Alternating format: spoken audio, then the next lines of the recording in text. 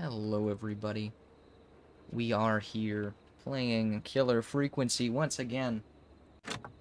I hope you're ready, because we are going to be solving some puzzles, figuring out what's going on with everything. We're gonna actually survive this time, not let everyone die a horrible death on accident, because that was an oopsie on my part. A little bit of a yikes, a little bit of a whoops.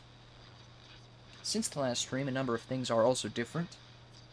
You might notice my entire character isn't broken anymore.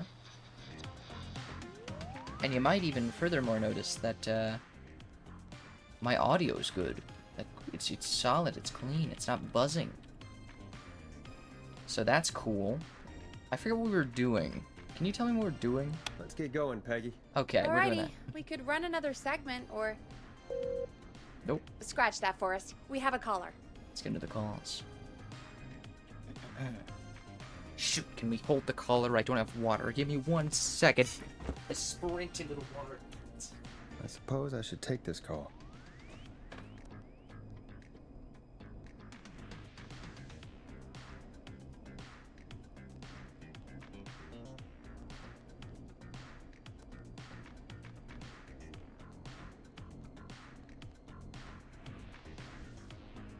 Back. I'm back with ice cold water. And, Hey, Big Shot, hit the button and take the call. Okay, we'll take the call. I got ice cold water.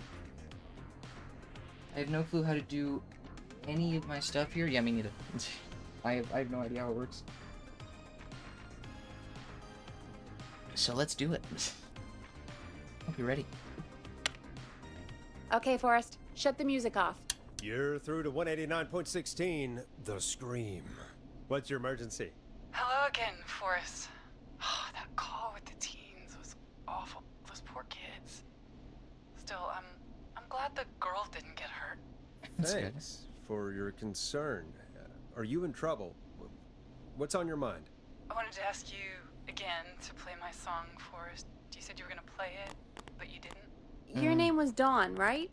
What, Peggy? Yes. Oh, well remembered. My name is Dawn. And I wanted to ask you again to play my tune, Forrest. Long Ride Home? You know, the one that Peggy said she threw outside the window?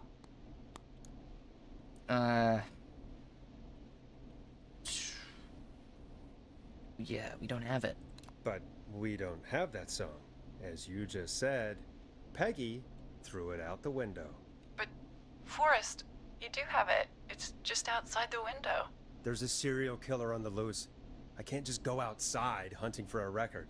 I'm really sorry, Dawn, but we just can't get it right now. But wasn't the Whistling Man just at the old murder house? That's miles from the station. It won't take you a second to grab it. Uh-huh. Try again tomorrow. Call us back tomorrow when this is all over, Dawn, and I'll gladly play it for you then. No, that won't do. Don't worry. I think I can bring you around. Forrest? Peggy, I'm calling with more than a request. I know something. I think I know who's gonna be next. What? Are you serious? Play my song, Forrest, and you'll find out. Wow. Well, folks, here's some music for you while I think things over. Rock this. Here you go. You'll like this next song. Is she serious, Peggy? She's serious about hearing that song, that's for sure. Peggy, I mean, is she serious about... I don't know, Forrest, but we don't really have a choice, do we? If she's telling the truth... Why don't you go? Then why don't you go and get it? It's one of Reggie's KFAM regulations. I can't leave the booth while we're on air. Peggy. Just... you can do it, okay? Okay, cool. Fine. You're a good man, Forrest. I'll slide you the key to the fire door. Wait. Our fire door has to be unlocked?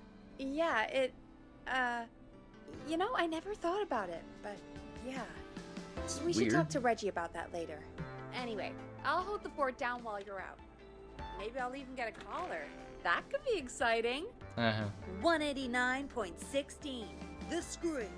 With me, Peggy. Yeah, alright. Sure. Fire door. Locked tight. I sure do hope that person calling isn't actually the Whistling Killer and isn't actually one of many people dressed as the Whistling Killer, considering that the only requirements to be the Whistling Killer are that you can whistle. That would be a shame. Who knows? Shirt's fine, you know? Totally isn't where the opening You know, happened. I hope she'll be happy when I'm brutally murdered by the Whistling Man. Out here. In the open. Alone. Here it is. Long ride home. Immediately knew where to find it. Good for me. Wouldn't it be cool if we skedaddled immediately? Wouldn't it be... Of course. It locks behind me. And of course the key doesn't work on this side. Fantastic. Maybe there's another way back in through the basement. A door, elevator, or something. Mm-hmm. This is fantastic, really, you know? I'm glad, really. This is perfect. In every way. It's actually exactly what I wanted. You know, cause it's fine being outside in the middle of a murderer being out. Elevator only. Where's the basement? This is the building. It's even worse, actually. Yeah, sure is. Let's. Oh, Looks like I'm gonna have to hunt around for some new fuses. All right. Well, I got one. Nah, that's not right. Do the fuses add up properly? I don't know, but I can't remove them. 70. So 5.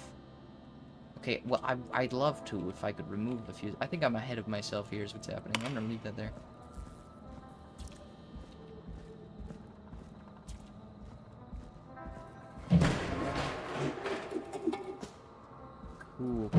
Cool. Not sure how I'm meant to get back in, and there's a whistling murderer on the loose, but that's fine.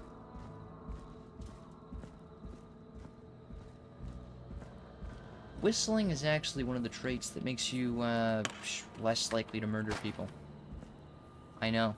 It's strange, but that's just how it works. Oh, Looks like I'm gonna have to hunt around for some new fuses. Here's 70. 30.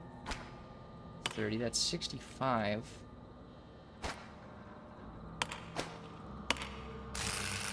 Missing one. Can I just put this one in? Nope, that's broken. Wouldn't happen to be any zeros, would there? Or if I could find some 10s. Oh. Here's the 5 I need.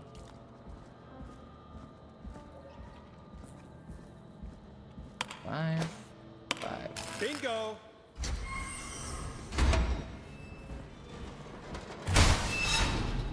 Wow, that sounds safe. Let's move. At my casual, leisurely stroll that I'm locked into. I could probably survive that fall. This is the smallest fall in the world. Relax. I could probably survive that. What is this, Nathan Drake? You're not jumping off a building. Looks like the janitor's closet. What did Peggy say his name was? Clive? What? Huh?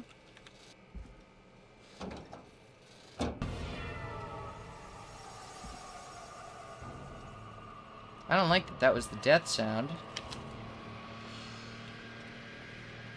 Kim? Chuck? What the hell? Peggy is not gonna believe this.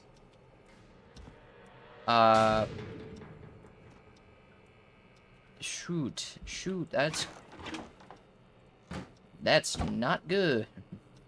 Guys, I think the janitor might have done it. Hypothetically. hypothetically, I'm a little worried about it. Oops. I wonder how the show's going. Wisecracking. I wonder how the show's going, guys. Wonder how it's doing. God, please let this be the last locked door.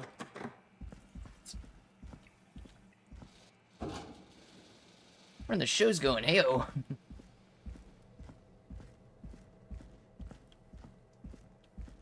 Close it if I could. It seems jammed, which is just great.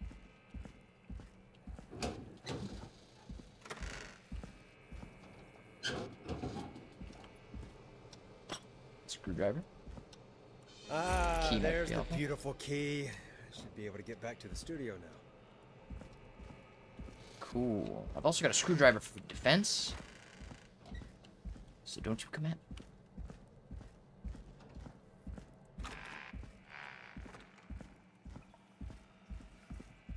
Yes! Let me just... There we go. Yeah, with all these opening and closing doors, maybe I'll play Amnesia.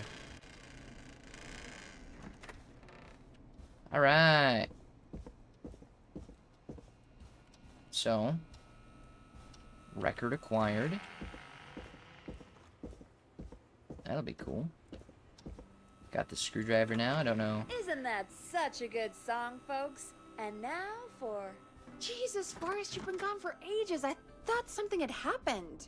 Something did happen. Clive the janitor might be Clive the murderer. Whoa! What? We'll start from the beginning. The fire door locked.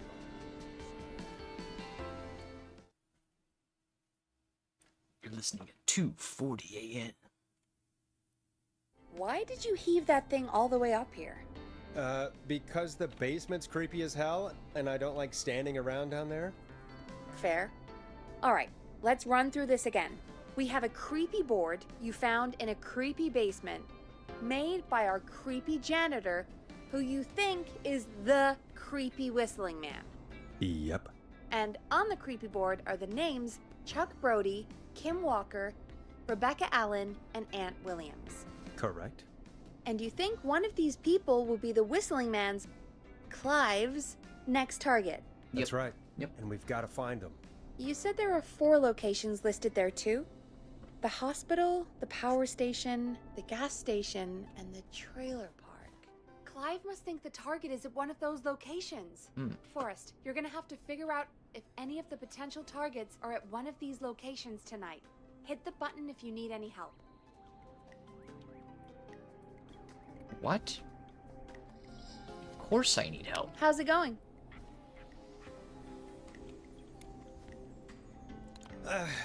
It's not going well. I could use some help. Okay, let's review the basics. We need to work out who the next target is. There's 4 locations, right? And 4 people. We need to figure out if anyone is at any of the 4 locations tonight. And if they are, we can call them and warn them. There Okay. must be some connections between the notes. That makes sense. Great. Need any more help? Okay. So let's see. Oh man, this is gonna be a board review here. Ooh, okay. Let's think about this. So, hospital. Let's see if we can find that. Okay, that doesn't come up. So we'll use these. Hospital. St. Gabriel's Hospital.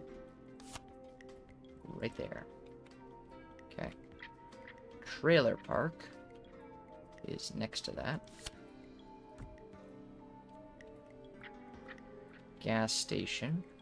It's gonna be where? Power. Cemetery. Ricky's train station. Fire. Gas station. Gas station.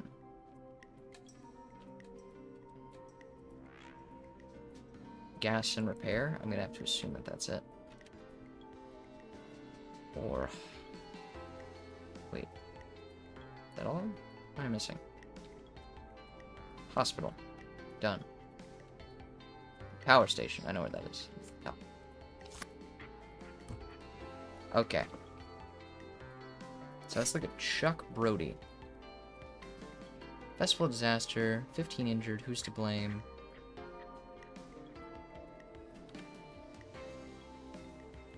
Okay, so if that's Chuck Brody... call for donations to help Chuck Brody.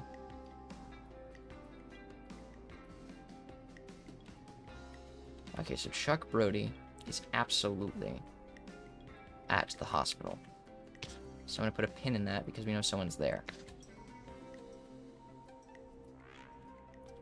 Flu for thought. Local doctor recommends all locals get their physician.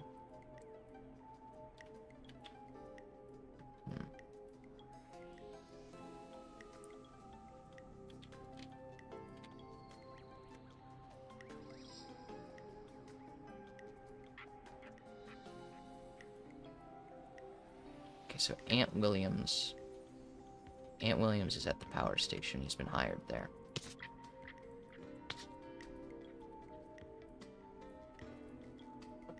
Okay. Flu for thought. Local doctor.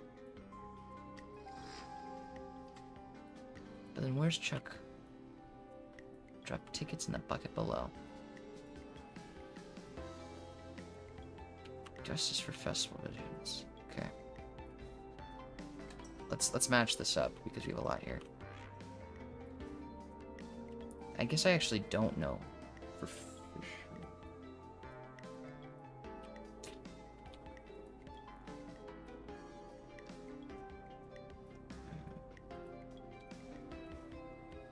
Let's face that. Is that Chuck? Not exactly sure. Climb Syndicate.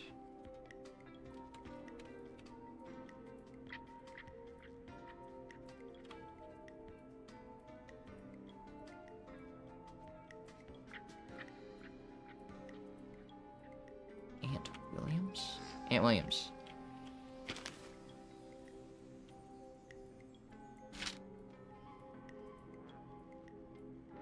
Community service.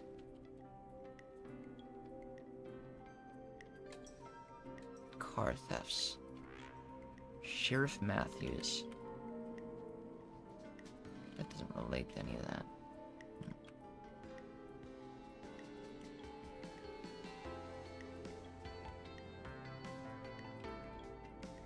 I don't even have anything on Rebecca Allen. Marriage of King Walker and Peter. So Kim Walker, that's on them. And Peter. Oh, but I wonder what Peter is. Oh my goodness.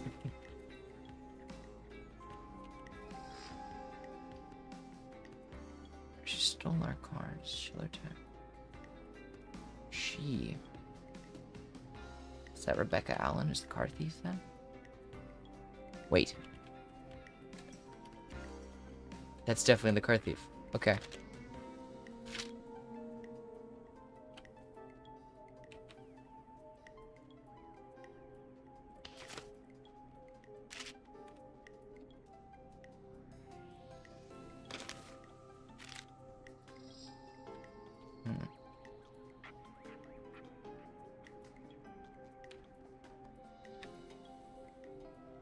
Trailer for sale.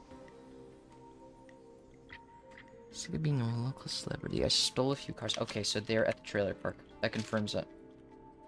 Rebecca Allen, trailer park.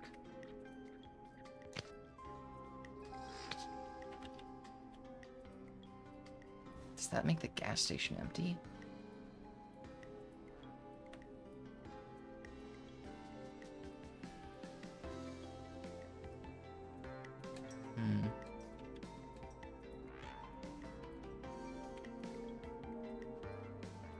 Looking at the face, I have to assume that that's Aunt Williams. What am I? No, Chuck Brody?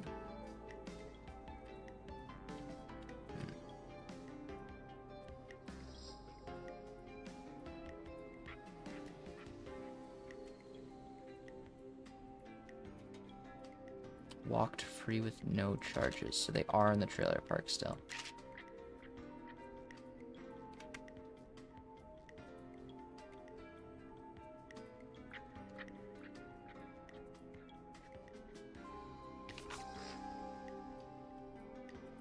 That's...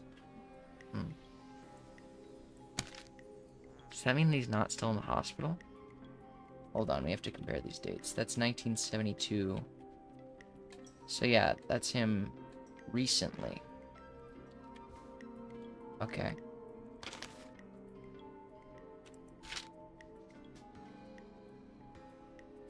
Health and safety advising. They're the doctor. Okay. Convention.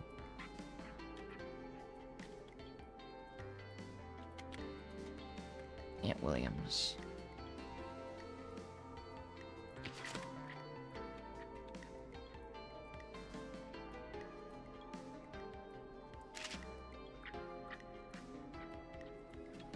I think there's...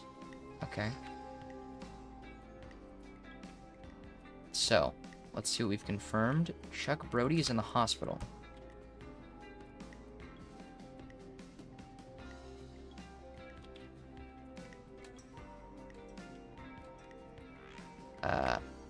Rebecca Allens is in the trailer park.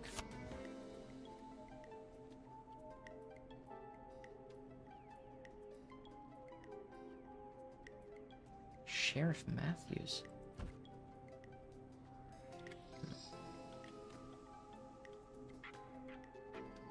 Okay. Yeah, they're in the trailer park.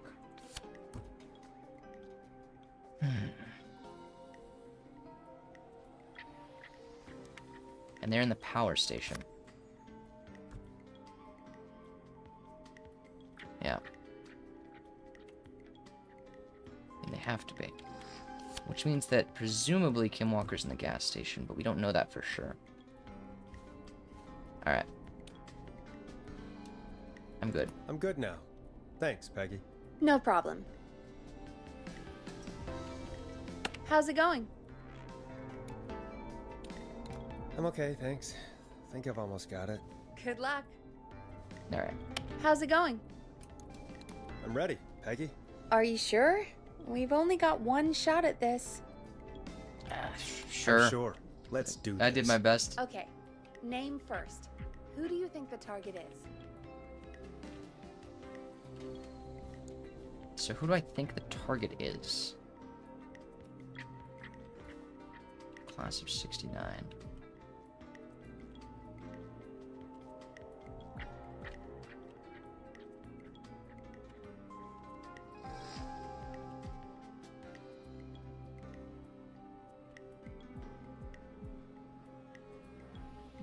And maybe Rebecca Allen? I don't really know why they're targeting, so I can't really say.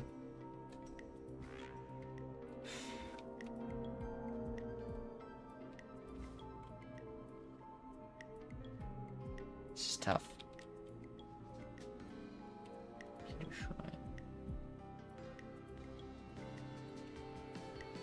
It's gotta be Rebecca Allen. They're a thief. They're all about the whatever the hell. Rebecca Allen. And where will I find them? At the trailer park. The trailer park? Okay, I'm dialing. One moment.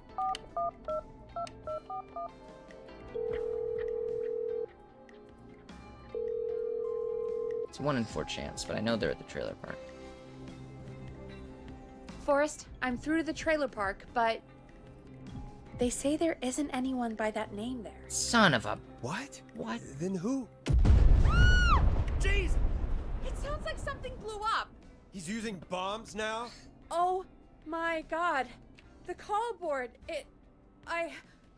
One moment. Wait. Forrest, I'm getting so many calls. Just let me... I'm gonna take us off air for a moment. It's gotta open the gas station.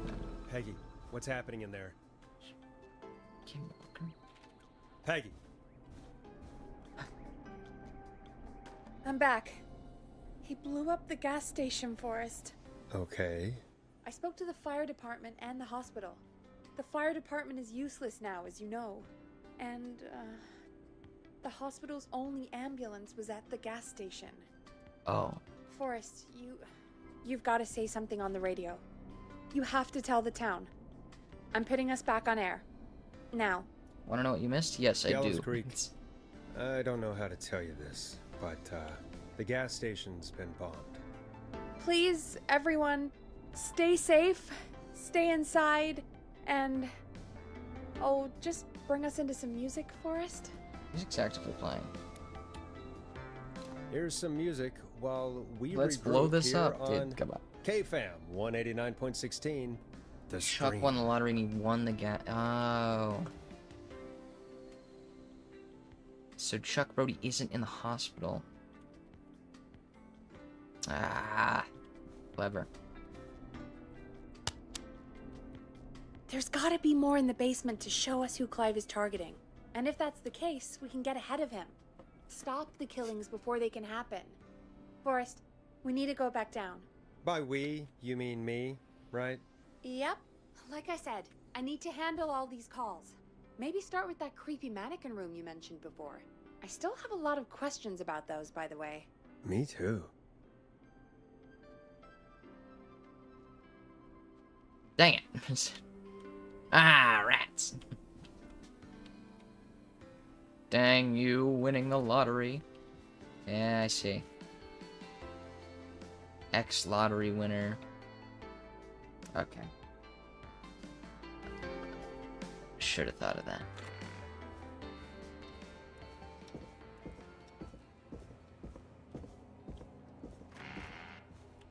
Well, we found our mysterious murderer.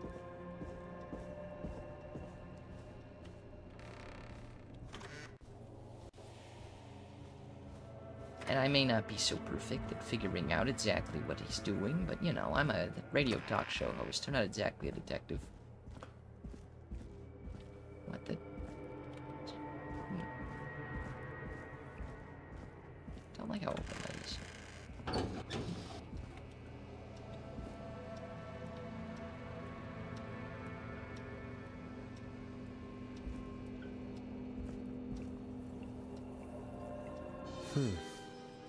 A key? Was this always here?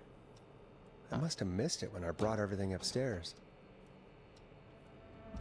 Sure.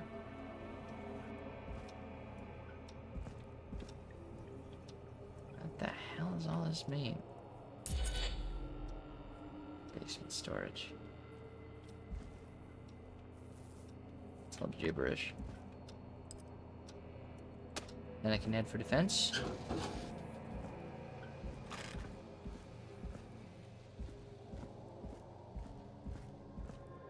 Keep it on backup. Backup mannequin in.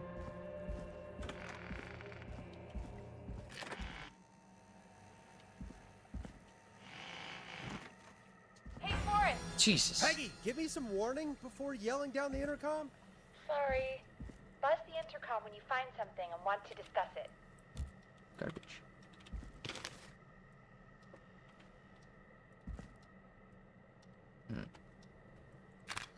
Peggy, I've found a tape and a map down here. A map of what?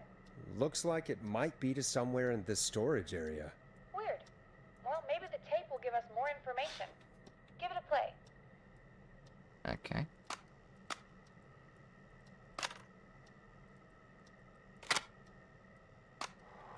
George Barrows, 1968. That's when this all began for me. Follow the maps. Find the tapes. I'll be waiting. Wait. George Barrows? We all heard that he drowned after a night out drinking. Was it actually Clive? Has Clive really been the Whistling Man for that long? He says I need to follow the maps and find the tapes. I guess that's what this map is about. I think we need to see what else is hidden down here. Be careful, Forrest. Keep looking. Buzz the intercom when you found something. Okay. Now, don't mind me, but I think I might have found something.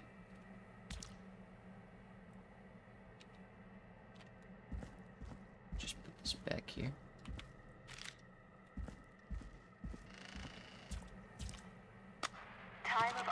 autopsy is 7 a.m. Cause of death is asphyxiation from drowning. Unfortunate. The degree of rigor mortis indicates that the subject has been deceased for 5 hours. That puts the time of death. Okay. Cool. That's that thing. What have you found, Forrest? It's an autopsy tape. Doesn't say for who, but I think it must be for George. Poor George. He was so young. Something's bugging me, Peggy. What do you mean? I swear I recognize the voice of the woman talking on the tape. I just can't place it. Seriously? Do you think you've met her before? I don't know. I mean, I just got here recently. I don't know. Do you think you found everything, Forrest? I think there's gotta be more down here. I need to find all the tapes. You think so? How much did Clive hide down there? Well, if there are more tapes, then there must be more maps to follow, She's right? trying to tell you about the That autopsy, seems to be alright? the case. All right then. Buzz the intercom when you find something and want to discuss it. Okay, I will. Upside down chair. Yeah, creepy storage room. Camera discovered.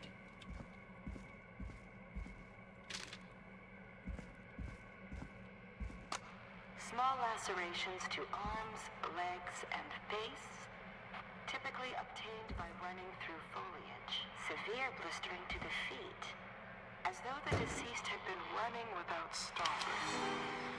This looks useful.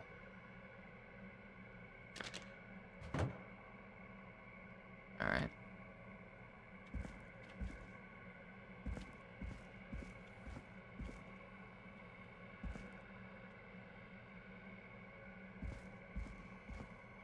Let's find our mysterious tape. That ain't it.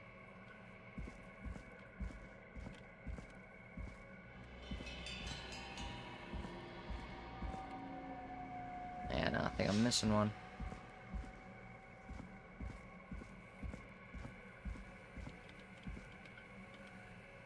For that stack of boxes is probably the move. That it? That it. Preliminary toxicology results shows no signs of inebriation. However, a high amount of cortisol was found, indicating elevated levels of stress in the immediate moments before death. Okay. Pretty sure you're the one wanting me to play the song. Weirdo. Additionally, there appears to be a post-mortem injury to the arm. It looks like it was trapped in a car door. Trapped in a car door.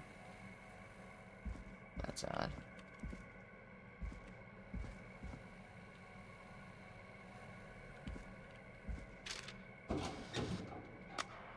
It is the coroner's opinion that the subject likely feared for his life and was chased, resulting in a fall from a height into a body of water, where he hit his head, was knocked out, and drowned.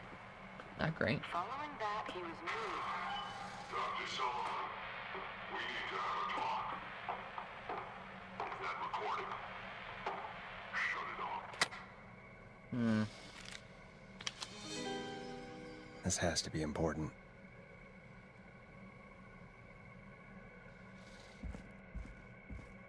I mean...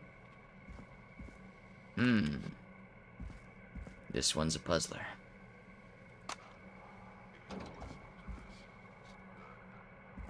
I'm probably dead. No. What the... I'm a man who likes to stay informed. I've got subscriptions to newspapers all over the country. A few weeks ago, I noticed headlines cropping up in those papers, one after the other. Each headline about a murder. Each murder, the death of someone I knew almost 20 years ago. And each one drawing closer to Gallows Creek.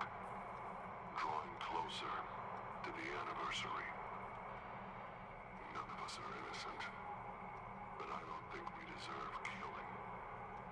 All I hope now is that I can save some folk from the worst, and I can. I don't know. Do something to make up for what I did back then, I guess. I didn't kill anyone, mind you, but that's past mattering. Now, there's more I could say, that I should say, but my employer made it clear that my family would pay a high price if I ever spoke out. So, hopefully I've said enough for you, listener, whoever the hell you are, to start putting the truth together. What the hell? Peggy is not gonna believe this. Yeah, I feel like it's pretty believable. You know, got a classic horror trope, Whistling Man. He died, resurrected. Sort of a Jason Voorhees sort of situation here, I'm thinking. Maybe a Freddy Krueger deal, the class. You know? Let's talk about the computer parts.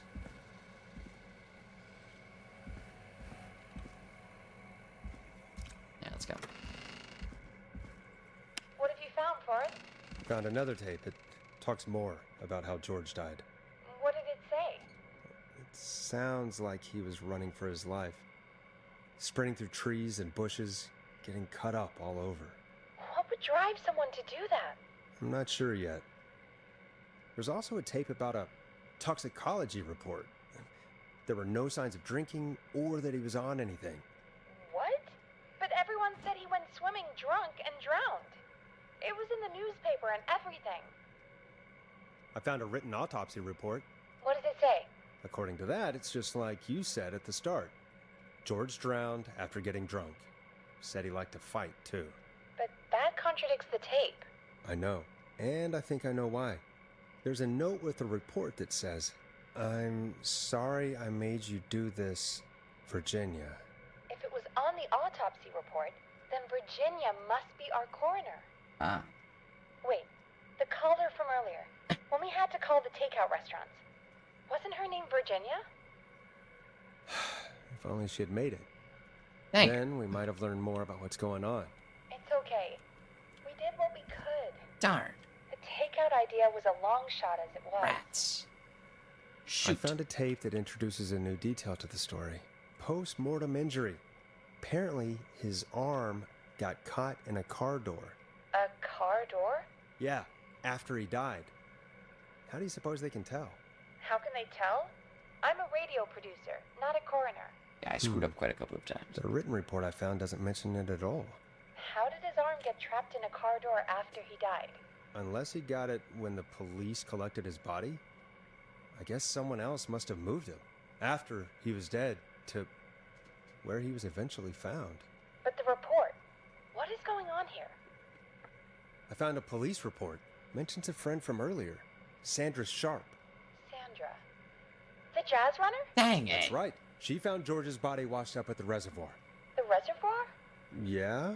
What's strange about that? George got cuts from running through foliage, right? But there's no forest around there. Also, how did it wash up at the reservoir? What do you mean? Reservoirs don't have tides. That's a good But point. that's what the police report said. It's not possible, though. I did a school project on reservoirs and got an A. Uh-huh. But, yeah, not important right now. Huh. The important thing is that it doesn't make sense. What are you suggesting then? That the body was originally found somewhere other than what the report suggests. Obviously, That yes. The sheriff tried to cover it up, but accidentally let something slip? Yes. Something like that. I think. Well, Sheriff Matthews wrote the report. If he hadn't been eviscerated, Darn we it. could have asked him. Shoot. And Sandra didn't make it either. Ah, rats on that too. In another tape, the coroner comes to the same conclusion as I did. George was running from something. Maybe an animal? Maybe, but then there's this next bit, where the coroner thinks he was moved post-death. So she agrees with us. At the end of the tape, someone burst in and demanded Virginia stop recording. I think it was Clive. This is starting to make sense now. Is it? This is a conspiracy to cover up what happened to George. I think I found Clive's last recording. I think Clive might be gone. Gone? I found a confession. Not for any killings, but for playing a part in covering up George's death. He left this behind in case he died. He hoped someone would find it. Do you think the Whistling Man already got him? Yeah. Possibly. We've had a lot of callers tonight, but maybe not every victim made it to the phone, you know? Yes. We don't know how many there really are. Christ, Forrest, that's dark. I know, true. but Clive said he had read about other murders in other towns, and that the murders were all folks who knew about the incident. And the killings were getting closer to Gallows Creek. He said he wanted to do something good for once. The board in his office. He wasn't tracking people down to kill them. He was tracking them down to save them. If only I'd have done Why better. didn't he just come out with all of this? He said his employer threatened his family if he spoke out about any of it. His employer? The one who orchestrated the cover-up? Oh, Clive. I'm sorry for thinking you'd killed all those people. Yeah, we'll see. That's our bad. Do you think you found everything?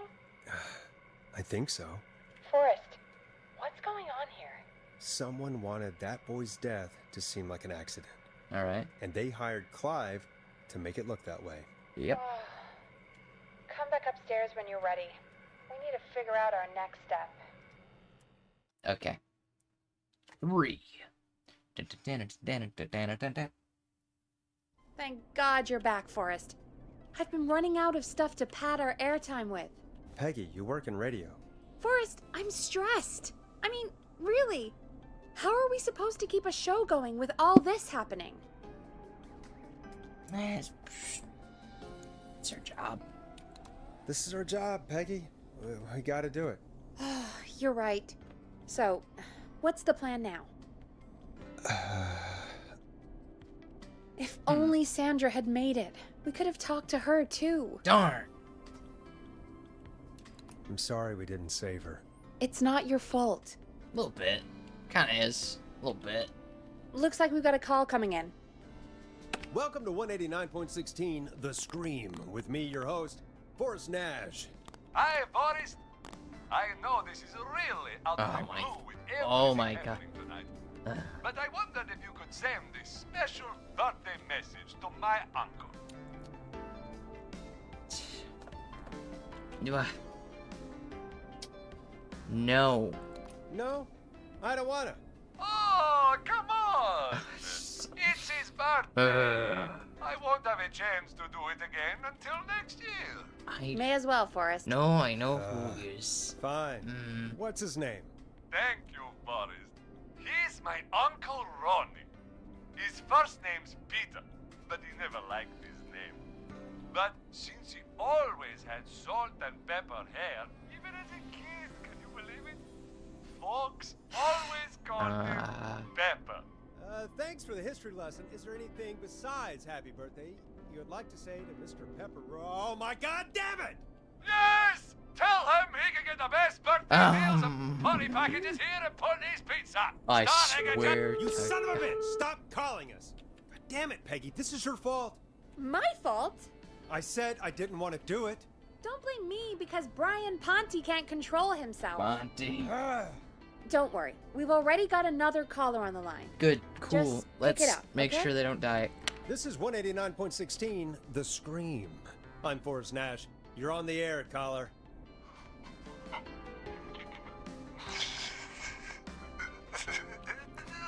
Caller.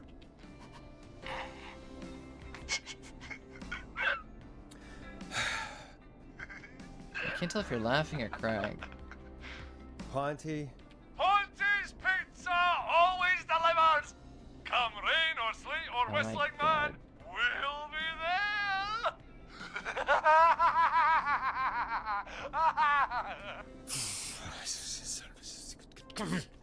Forrest?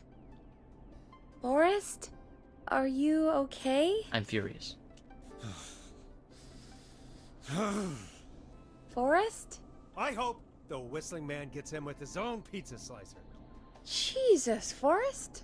Sorry, that was too much. It's okay. It's been a high-stress night.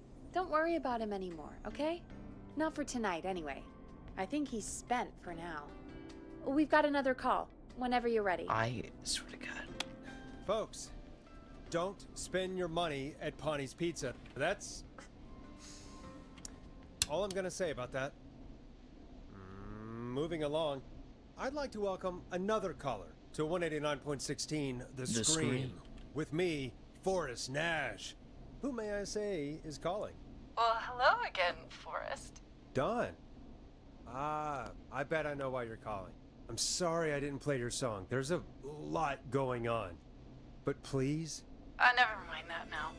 Forrest, I'm calling because I need your help. Are you in danger?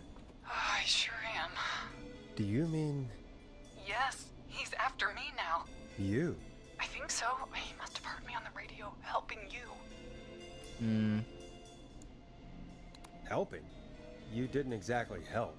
Maybe I've been helping more than you know.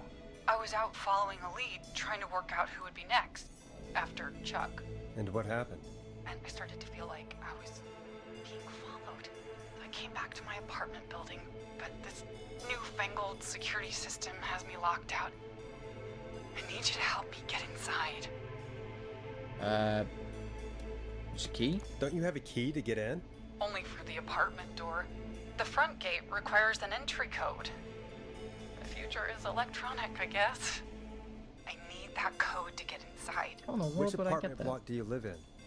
Maybe one of our listeners lives there too. It's the new Woodside apartment building between the town hall and the trailer park. But I doubt any of your listeners live there. We don't have many neighbors. Sounds like a prime piece of real estate. The sound really carries at night. Shit.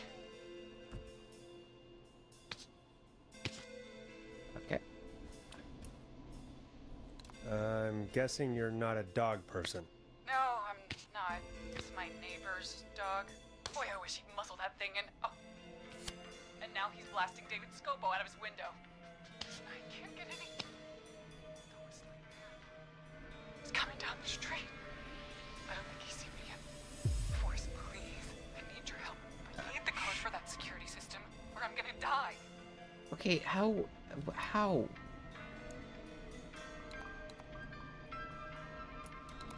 What's the name of the security system? There's a sticker on the box. It says Starling Security 4000. There's a keypad, and it looks like it wants a 6-digit number.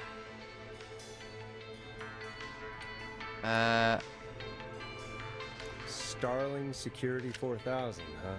That's right. Very newly installed. I need the key code before the Whistling Man gets me. Yeah, of course.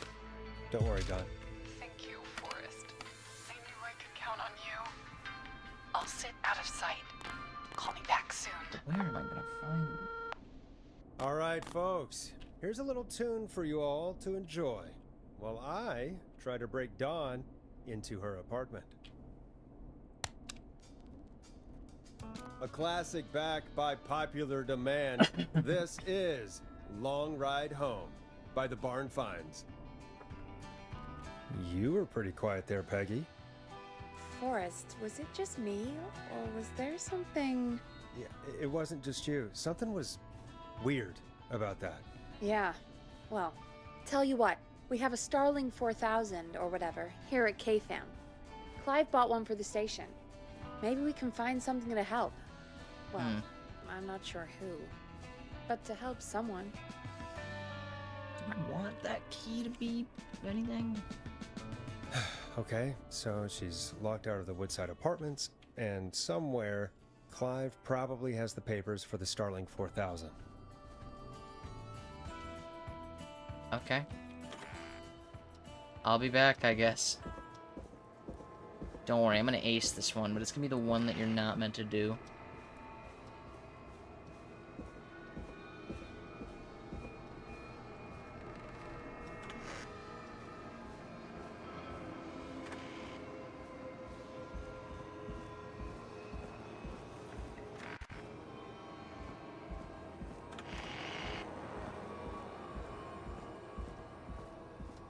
Starling 400.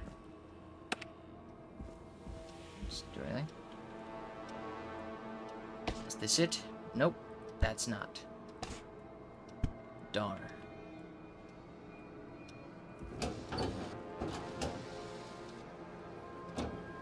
Alright. I guess let's just start rifling.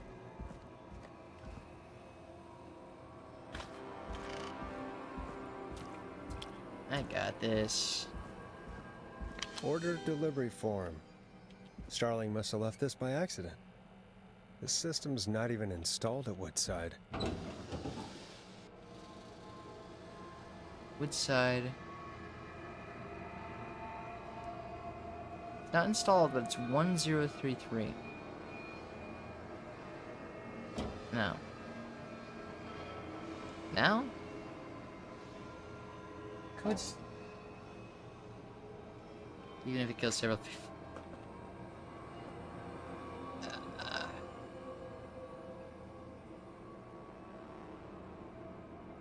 Trying to figure out which one of these numbers is the thing.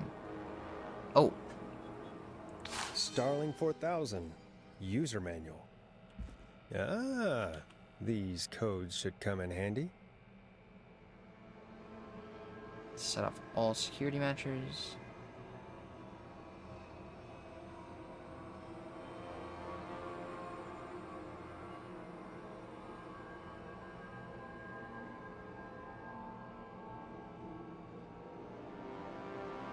Okay.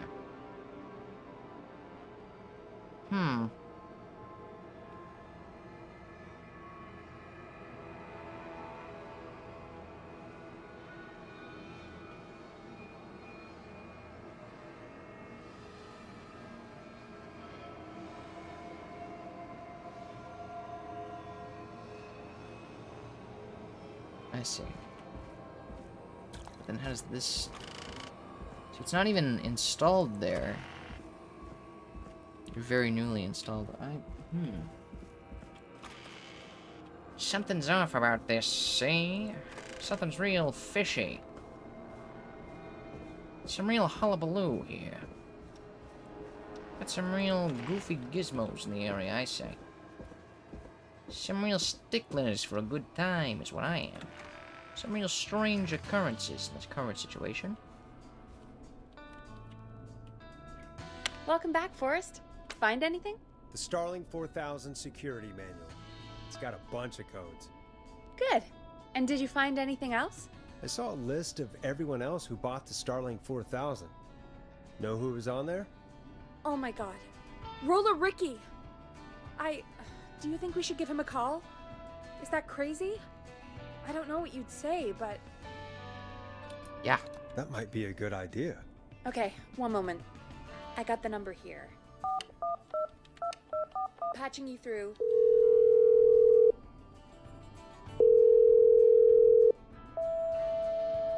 Shit. He probably can't hear it over the music. Forrest, I don't know about this. This is super weird. Just put me through to Don. I'll take care of this one way or another. Okay, if you say so. When you're ready, shut the music off. Line 1, whenever you're ready. You know, crazy thing, but I think that maybe something about this might be a little fishy. I think maybe we, let's see. I think maybe we do an alarm test, then we our alarm test deactivate, and then we entry, you know? Don, are you there? This is Forrest Nash from 189.16, The Scream. Oh, thank God you're back. I'm so afraid. What's the code to the gate?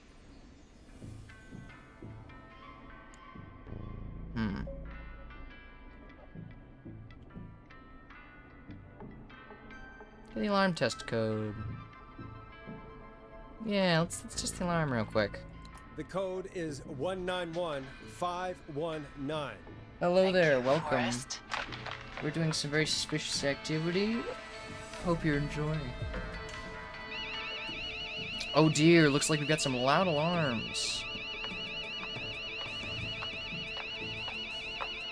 Son of a bitch. Ah! You don't sound very... frightened. Okay. Is she? Hey. Whoa. Okay. Hey, colors. Yeah, stay out! Yeah. Nobody disrespects the sanctity of the ring! I love Roller Don't Ricky. ever come back here Best again. save. Oh, Roller I'm calling Ricky. the cops! Thank God. Hello? Is someone there? Ricky, get back inside and turn on the radio. Whoever that was, she was trying to break into the ring. She? Forrest, man, you got no idea. That was him! That was the Whistling Man! I knew it. The alarm gave me just enough time to get my rifle. Yes. I don't like hurting folk, but I can't let anything happen to Maxie. He's my course. best friend, you know? Of course. Listen, man, I'm heading back inside. Gonna barricade that window. Cool. My man, thank you. You and Peggy can skate for free whenever you want, forever. Hey. That's a done deal. Thanks, Ricky. Can't wait. You got it. Talk to you soon. Okay, dog. Gallows Creek. Here's We some saved music him. while we process what just happened. So, the Whistling Man is a woman? Is that so hard to believe? Yeah, I had my. I actually, yeah, absolutely. I worked it out. It was very obviously them. Yeah, I worked it out a while ago. Yeah, sure, Forrest. You just never mentioned it. Well, yeah. She called up. The ch- You spoke to her multiple times. That's- I knew she wasn't right. Is that right, Sherlock? Yep. For sure, for Why do sure. you think she requested that song? Just get me to go outside. To get me outside? Maybe, but how? She didn't know the song was outside to start with. That's right. She never actually attacked me out there. Hmm. So, what now? I guess I should make an announcement. We do have new info. Okay, kill the music and you can make the announcement. Okay, you're live in 3, 2... Hey folks, this is Forrest Nash here. I hope you're all safely locked inside. For those of you listening to that last call, you might be wondering what to make of it all. Yeah. What's up Here's with our that? take. We now believe the killer is actually a woman. One who might manipulate you into letting her in before she attacks you.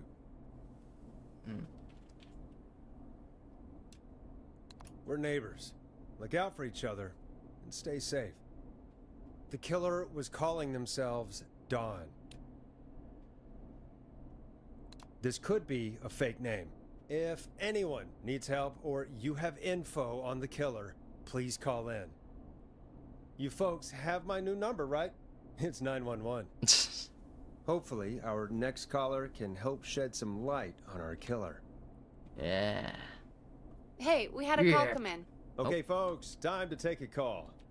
This is Forrest Nash, and you're listening. Please help me. My name is Casey Moore.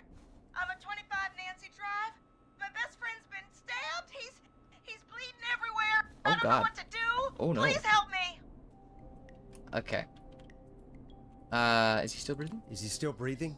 Yeah, but he's bleeding out fast. I really need help. Please. Take a breath. We'd been out at the reservoir. We were heading back to his place when we heard this whistling all of a sudden. He just started freaking out.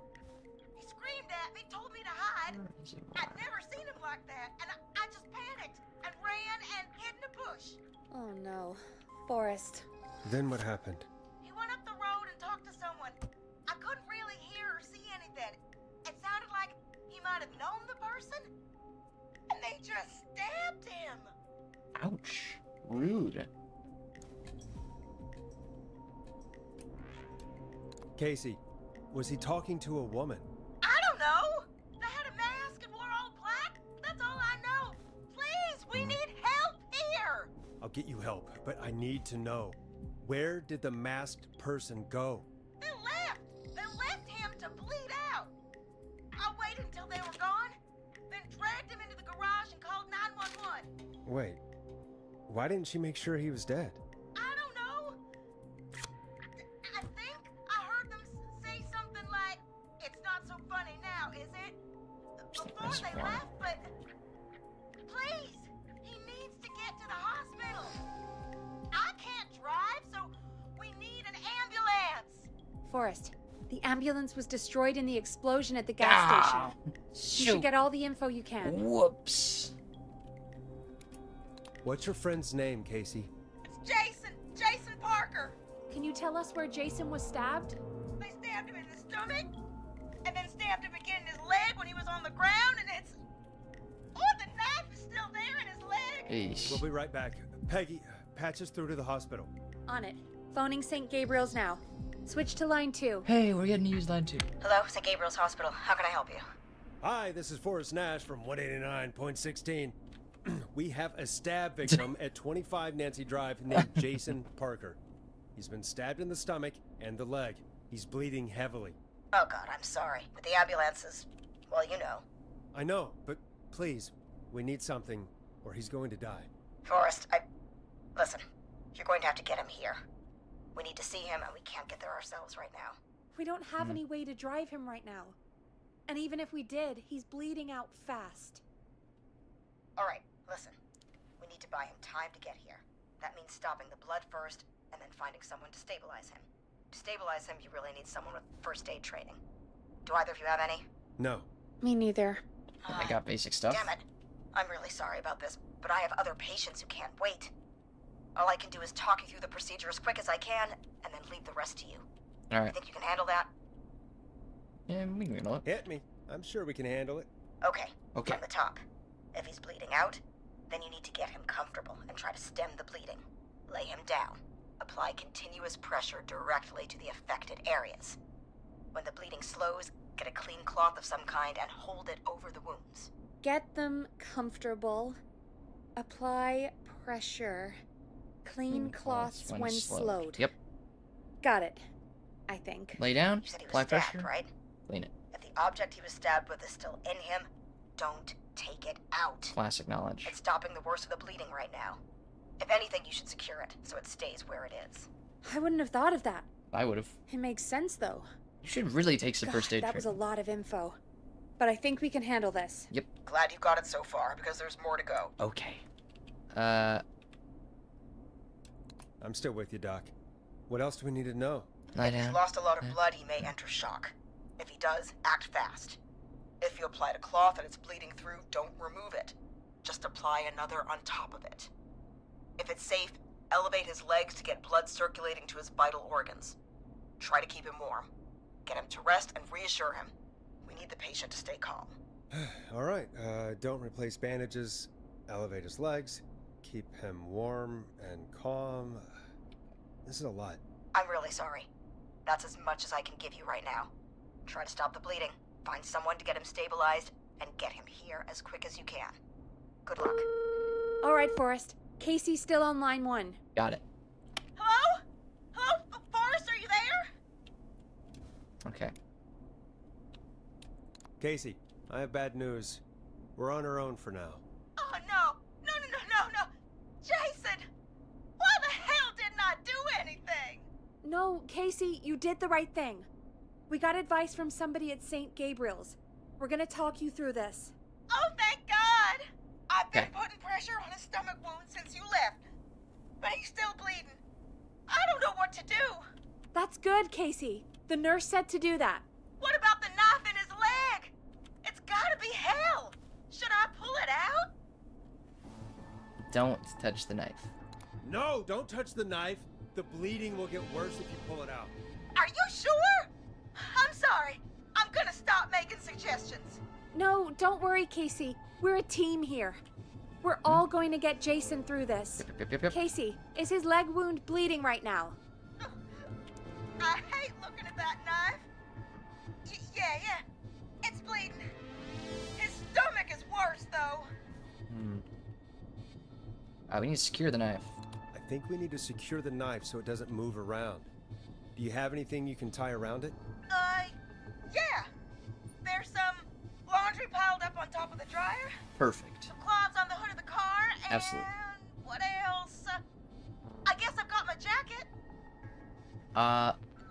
We need the cleaning rags. Might need the laundry. No, you're gonna use the laundry. You're gonna want your jacket later. Look in the laundry for something like a towel or a shirt. Hold that over the wound. Okay. like I'm gonna have to buy you some new whites, Jason. Here we go. I'm sorry, Jason. It's secure. I'm putting pressure on his stomach again. Oh, I'm starting to think we might make it. Forrest, can I have a word? Okay. Casey, I'm gonna have a quick word with Peggy. Keep putting that pressure on, and let us know when the bleeding is under control. You're doing great. But what if something happens? We'll still be here. Just shout if you need anything, and we'll be there. I promise. Okay. I'll wait. Jason, please be okay.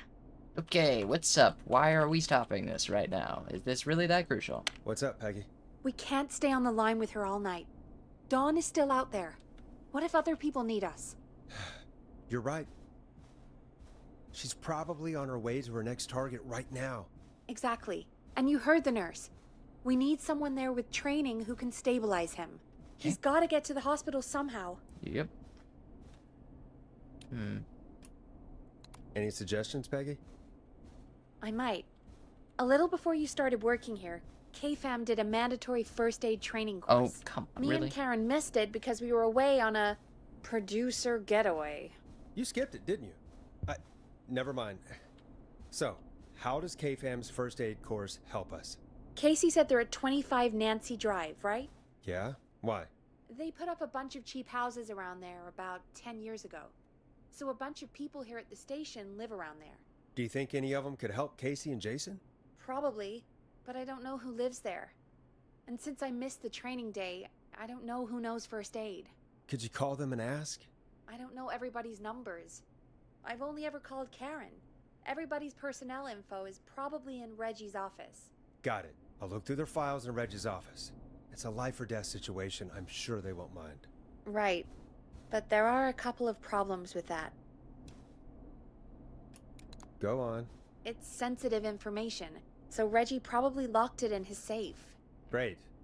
Great. Do you have any idea what the combo for the safe could be? Not a clue. Reggie's a serial note taker, though. Maybe something in his office will give it away. Right. There is something else. I'm not gonna like this, am I? Have you ever heard, "The future is floppy"? Peggy, what the hell are you talking about? I'm talking about floppy disks.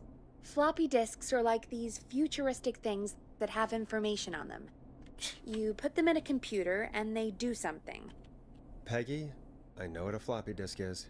Anyway, Reggie decided that the future is floppy and started phasing out our physical records and replacing them with these floppy disks. I imagine it's the same for our personnel files. Woman is bleeding That's out. good to know. Since we haven't heard anything from Casey, I'm guessing Jason's okay for now. I'll check out Reggie's office and see what I can find. You'll need a key for that.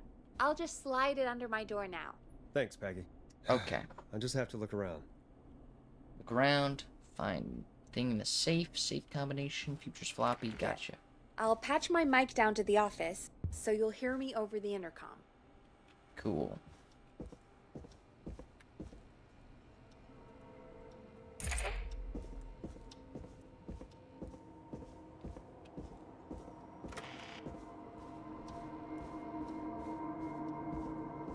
Let's skip the first aid training. Who needs it, you know? Just first aid. High pressure, clean bandages, you know. Who needs that? It's useless information.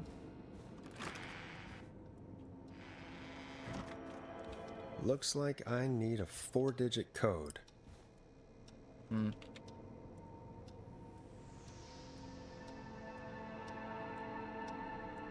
Habitual note taker. Reginald Scott.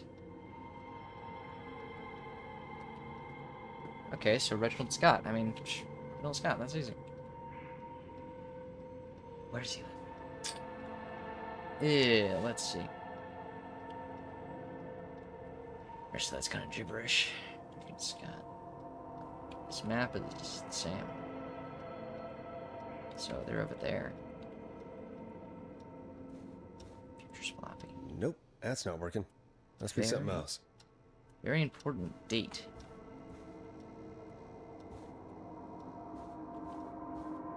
Okay, future is floppy. Where the hell are the floppy disks?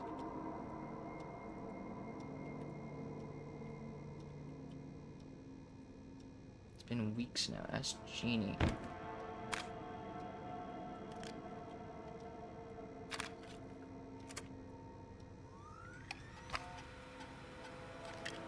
Could this be it?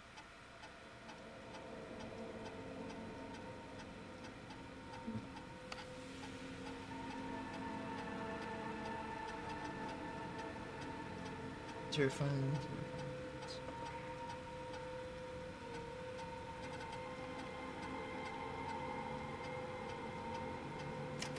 Repeats counter text.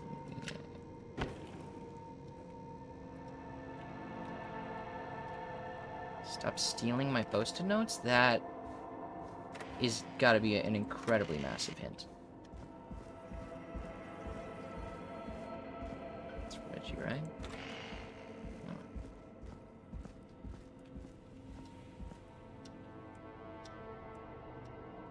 Post-it notes. You mean his killer room? Why do you have the mannequins in the killer room? You know? Why do you do that? Like, I get it. Sure, but why? Why? Why? You know what I mean? Post-it notes. Post-it notes. Post-it notes. No post-it notes. Maybe in here?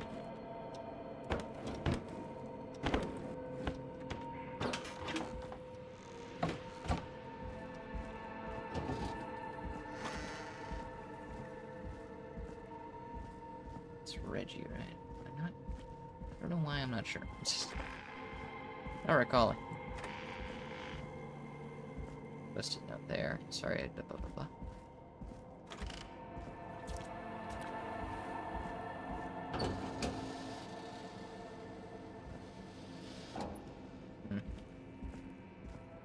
Said to check his office, so maybe I should just stick with that. I don't know if this pizza thing's a very important date, but...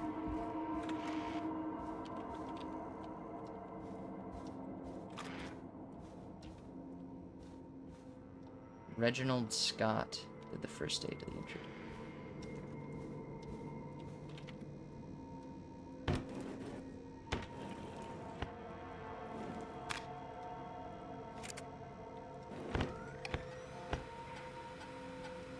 Could this be it?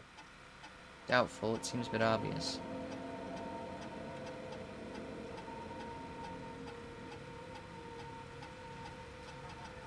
Very important date for the town. Alright, well, maybe it is it. 11:07. Nice! Wow, okay. Oh. Cool. Nice, I got the code. Let's get organized.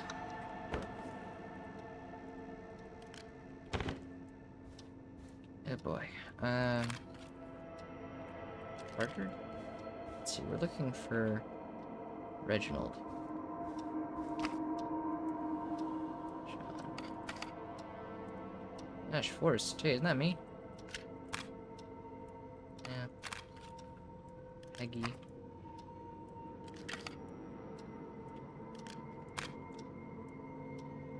Okay, well, it's neither of us. Let's look at John.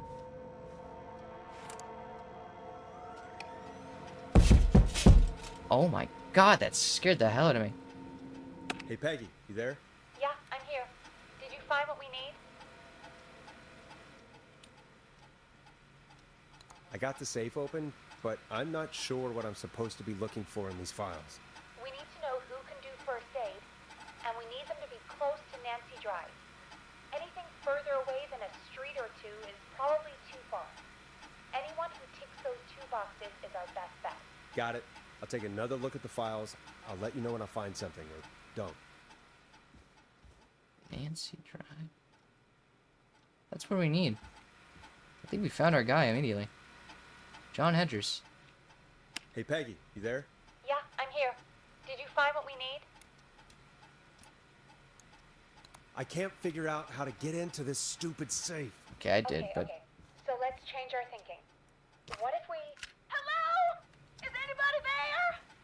Please pick up. Casey, I'm here. What's wrong? Jason started going pale. I tried to get him to rest, but he just threw up everywhere. What's happening? What do I do? Okay. He's going into shock. God, it sounds like he's going into shock. Casey, just stay calm. It's going to be okay. But the bleeding seemed to slow down. Did I mess up? Jason, I'm sorry. Casey, calm down. You've done everything right. I need you to listen to me, okay? For Jason. What did the nurse say to do about shock? Elevate his legs. Casey, I need you to elevate Jason's legs. We need to get the blood flowing to his vital organs. Got it. Jason, stay with me. I'm just gonna move you. This might hurt. Yep. Okay. I propped his legs up on some boxes. Good work. I'm looking at my notes. We need to get Jason as warm and comfortable as possible. Do you have anything you could use nearby, Casey? Jacket. Yeah. I still have some laundry next to me. I'll wrap him in some blankets. Just give me a second. Sorry. Jason's bleeding through his bandages. Should I get him new ones? Or, oh God. Nope. Put those on. Apply additional bandage. Don't remove the bandage. Apply another one on top of it. Yep. Do you still have something you can use? I've used the rest of the laundry to keep him warm, so I'll use my jacket. I can always get a new one. I'll fix his bandage and get him warm. Hold on, please. Alright. We're doing good. Sorry. I'm done. You're gonna be okay, Jason. Just relax now, okay? Am I crazy? John Hedges, right? John Hedges is the move. Doing well. Is he gonna... He's a war medic. Jason is going to be fine. Just make sure he knows he's going to be okay, okay? Okay. Please. I can't give him what he needs. Please, help. I can't lose him. All right, Forrest, we need to hurry. Jason doesn't sound like he's doing too well. You said you knew who to call earlier? Who was it? Well, okay. We need to call John Hedges, who lives on Nancy Drive. He didn't really participate in the first aid training, but he's a former war medic. He's probably the most trained person we have. Really? I never really spoke to him before. Oh, war medic, huh? Yeah, and according to Reggie's notes, John keeps all of his old equipment at his house. Yeah. He's something of a hoarder. All He's a right. bit old. What's his number? It's like 40. 5420735. Calling now. Let's hope he picks. Who the hell is this calling me at? What time is it? John, it's Forrest Nash here at KFAM. We have an emergency and we need your help. Forrest? If this is a work emergency, then it can wait until the goddamn morning. Just leave me a note like everybody else. A man has been stabbed by the Whistling Man, or... Never mind. He's lost a lot of blood, and he's passed out. We need you to help him. The Whistling Man? What kind of joke is this? John, we're not kidding. A man is gonna die if we don't help him right now. Seriously? Yes. Come on. I haven't been called on for over 10 years. Where's the patient? What's his condition? He's at 25 Nancy Drive. I think we got his friend to stem the bleeding, but he's gone into shock. He's passed out right now. You say he was stabbed? Do you know the extent of his injuries? Stomach. What we were like, told, he has 2 major stab wounds. One to the stomach and one to the leg. The knife is still in his leg, and the stomach wound is open. Understood. Let me grab a few supplies and I'll head right over. yes. Damned if he dies on my watch. Hell yeah. Thank you, John. We'll let him know you're on your way. Good luck. Good luck. Hello, Casey. Are you there? How are we doing? Bad. Jason seemed really weak and then just started thrashing. What about now? Is he still thrashing? He's passed out. Please tell me you found someone to help. Yep, we're Casey, good. help We're is on the good. way. My colleague will be there soon. You hear that, Jason? Someone is coming. You're gonna be just fine. Just hold on for me, okay? Just hold on. Come on. Hello, Casey. This is John Hedges. I'm here about Jason. Please let me in. Please let him in. Come on. I'm guessing that's Jason there. Casey, I'm gonna need your help. Forrest, Peggy, don't you two worry. We've got this from here. Okay. Yes. Forrest, we'll call you back later. I have to go now. Good luck, everyone. God, I hope he's gonna be all right. It'll be fine. And with that, the show moves on. We're sending our best wishes to Jason. Yes. Well, after all that excitement, I think we could use some music. Come back upstairs when you're ready. All right. Do-do-do-do-do-do. Yeah, I am the best at this. Ignore all those times that I failed. Those were flukes.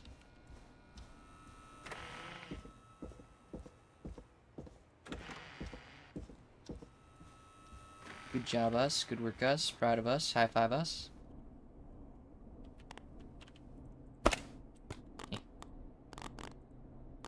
Yeah. Hope you enjoy this one as much as I do. You know it. It's getting pretty late. This might be your last break for the night, so try to enjoy it. Give me a buzz when you want to go back on air. Alright. Let's really revel in this victory, you know? I'm thrilled, personally. Overjoyed about this.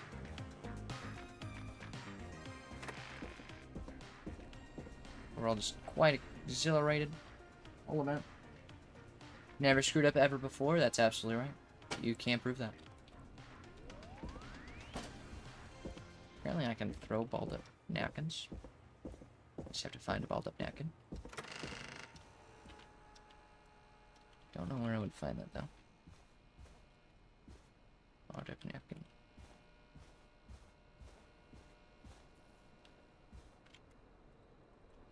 Yeah. Quite enough time. But now the show goes on. Swing wing. Swing wing.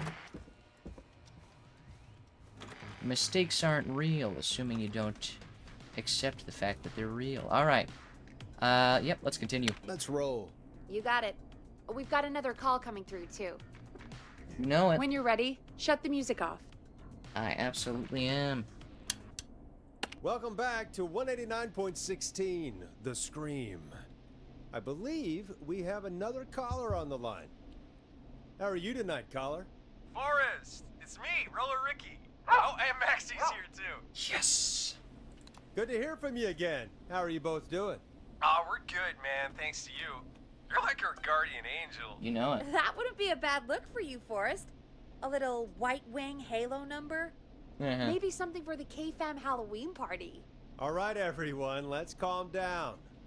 Ricky, I'm just glad we could help you and Maxie. Is there anything else we can help you with, Ricky? Actually, I think I have some info that might help you. Uh-huh. Oh? What's that? You see, man, me and Jason know each other. You know each other? Yeah, we went to Gallows High and played on the football team together. He was a gnarly offensive linesman, and I was our star wide receiver. Runner Ricky, they called me. All right, and what does that have to do with tonight? Well, because George, the guy who drowned, he was on our team too. Tell me about him. What was George like? I didn't know him for long, man. Sad to say. We had our first team party on the night he drowned. He seemed like such a good dude. Ricky, were you there when George drowned? No, man. Once the party turned, I beat feet out of there. Man, I remember George and his girl there. There was a whole lot of love, man. I could see it, you know? Ricky, please. What was her name? I never got her name, man. He just called her Bean. I didn't really know her before, or see her after that. Then what did she look like? Please, tell us anything you remember. I just remember a pretty girl, man. I'm sorry. Ricky, you said the party didn't last long. What happened? We were just having a good time, and then the next thing I knew, everyone was running for their life. I looked up, and saw a goddamn whistling man in the trees. Hmm. And I never ran so fast in my life. I ran straight home. Didn't know about George until next morning at school. I'm guessing it was whistling night, wasn't it? That the whistling man was just another kid. Yeah. I don't know how George died, but I always felt like if anyone deserved to die that night, it should have been me. Jeez, man.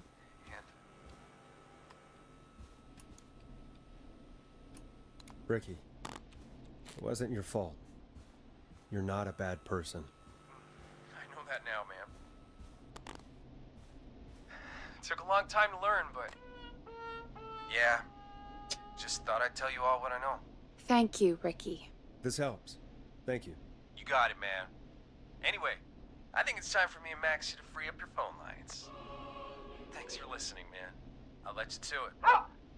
Night, Ricky. That's good. I'm very happy All about right, this. folks. Looks like we got a new lead in the case. If anyone has any info about this mysterious being, please call in. If she was George's girlfriend back then, she's probably in her mid to late 30s now. Huh. Oh, we have another call coming in, but hang on. What's up, Peggy?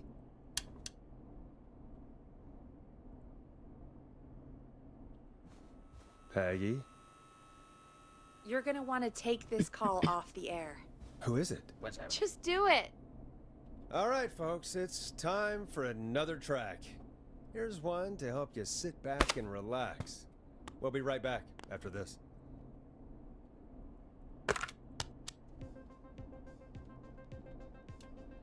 You're gonna love this next track. I hope this is good news, Peggy. Who have we got? Find out for yourself on line 1. Hello? Forrest, I'm glad I got back through to you. Oh, Sounds like it's been a busy night, huh? Surprise! It's Leslie, our 911 operator, yes. leading the charge from Henderson to come save us. It's so good to hear from you. Are you okay? We're doing okay. Sarah and I are both happy to be headed back home. We're happy to have you too. Wait, Sarah? Oh, yeah, I mean Deputy Martinez. Anyway, we got back into radio range a little while ago. We've been listening in, but haven't been able to get through until now.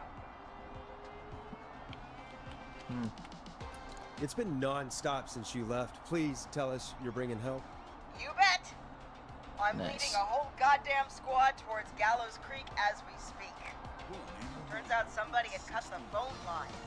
They had no idea what was happening. That's great news. That's crazy about the phone lines, though. Do you think the whistling man cut them? I'm guessing so. I don't know how the whistling man did it. Yeah. But that doesn't matter right now. Listen, we're coming in hot, but we need your help. I know Gallows Creek isn't a big town, but if we don't know where the whistling man is, we can't get him. Her. That's where you come in. Okay. You can count on us. What do you need? It might be a long shot, but here goes. The whistling man already called up a few times. I bet she calls again. Okay. We're still a little ways out of town, so if she calls, stall her. Buy as much time as you can for us to get in. And while you're talking to her, try to figure out where she is. We'll be listening in, so once her location is known, we'll head straight there and end this nightmare. With police brutality. I'll do my best. I know you will. Heck, I can see the headlines now. Forrest Nash's interview of a lifetime. Anyway, I'll radio the other cars and tell them the plan is a go. All right. Hopefully the next time I see you, it'll be with our killer behind bars. All right. Take care now. We'll see you soon, Leslie. Thank God. It sounds like this is almost over. We're nearly through this. I hope you're right. The sooner this is over, the better. I am right. Trust me. Okay. Anyway, we should get you back on air. Taking callers is the only way to see this through. Okay, Forrest, shut the music off. Bringing you back live now. Welcome back to The Scream with me, Forrest Nash. The line is lit up, but before I get to our next caller, I just want to say things are looking up. It's almost over. But for now, let's bring in our next caller. Nice. Let's do it. Evening, caller. This is Forrest Nash. Hello, Forrest. This is John Hedges. I'm here with Casey. I wanted to give you an update on Jason. John! Is he gonna be okay? He's a fighter. He'll be fine. Yes. We've got him stabilized and resting in a bed. Yes. We're preparing to move him to the hospital. Yes. Thank you so much. If you hadn't been there, then... God, I don't even want to think about what would have happened. You should take Of first course, aid training. Casey. We're just happy he's okay. John, Casey, you two did all the work. Tell Jason to get well soon from us, whenever he's up for it. Well, why don't you tell him yourself? Well, alright. Is this Forrest? Jason! We meet at last. It's good to hear you, Jason. How are you? Oh, well, you know. I've got a hole in my stomach, and there's a knife in my leg, but John gave me something to take the edge off. So, I might feel even better than either of you. Oh. Take it easy until you get to St. Gabriel's. I will. But, before that, I needed to call you. I'm guessing the Whistling Man is still out there? Yeah, a little bit. Yep. Yep. As far as we know, anyway. I was worried you'd say that. God damn it. Actually, I'm glad you called. I wanted to talk to you about what happened earlier. Go for it. We spoke to Roller Ricky not long after you were attacked. You spoke to Ricky? Was he... Is he alright? He is now. I mean, he was attacked earlier, but this call came after. Hey, guys, I'm really sorry, but there's a call on the other line. I just need to make sure we don't have another situation brewing. Yep. You fill Jason in on what happened. I'll be right back. Okay. Sure, Peggy. Sorry, Jason. Where was I? Ah, yep. Ricky's fine. You don't need to worry about him. That's a relief. He told us about George. Sounds like everything's finally coming out now.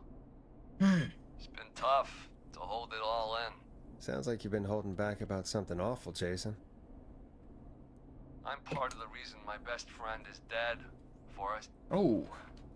And the few who knew about it said if I ever said anything, I'd find myself in jail. For a long time. It was hell. And then the town just moved on. Like he'd never existed. Who killed George that night? Some of the guys on the football team had an idea for a way we could haze the newcomers. We decided to plan a party in the woods Ah. and have the Whistling Man crash it. It was stupid. We each had a role. I was the stabbed friend. Ironic. At the party that night, I left the group for a second. Met our Whistling Man. Pretended to get stabbed in front of everyone. Started an almighty panic. Those screams. That was the last time I saw or heard George alive. How did George die, Jason? I don't know. Sorry. I was playing dead. But when I heard her scream... Ricky mentioned a girl named Bean. Is that who you mean? Bean.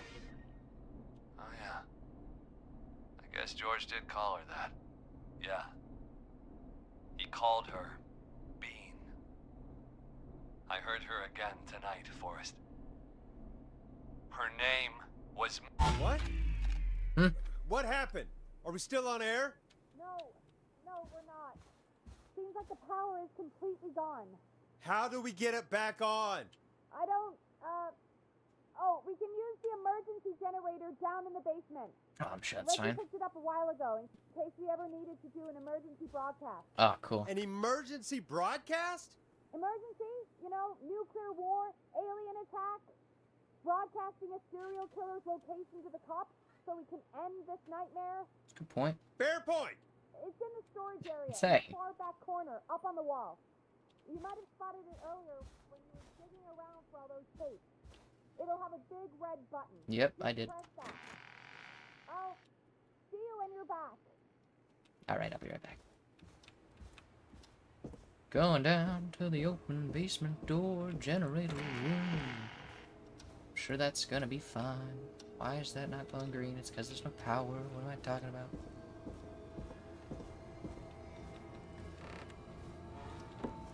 Ignore the ominous wailing.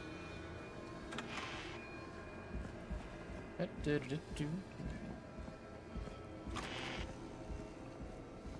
down into the generator. Far back corner. Why is this station so big? Generator time. That must be it. Boom! We've got power. Alright. Ha ha ha ha. The Whistling Man. I need to warn Peggy. Ew.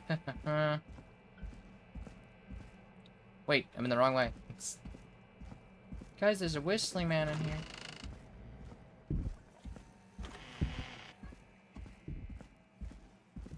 Not good, not good, not good.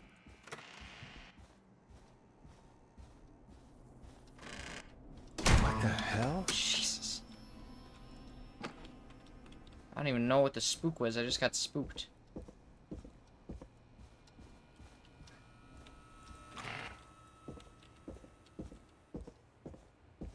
Hey, Peggy, we gotta... Whoa.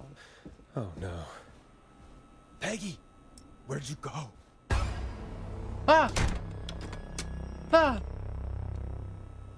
No way. This can't be happening. Hello.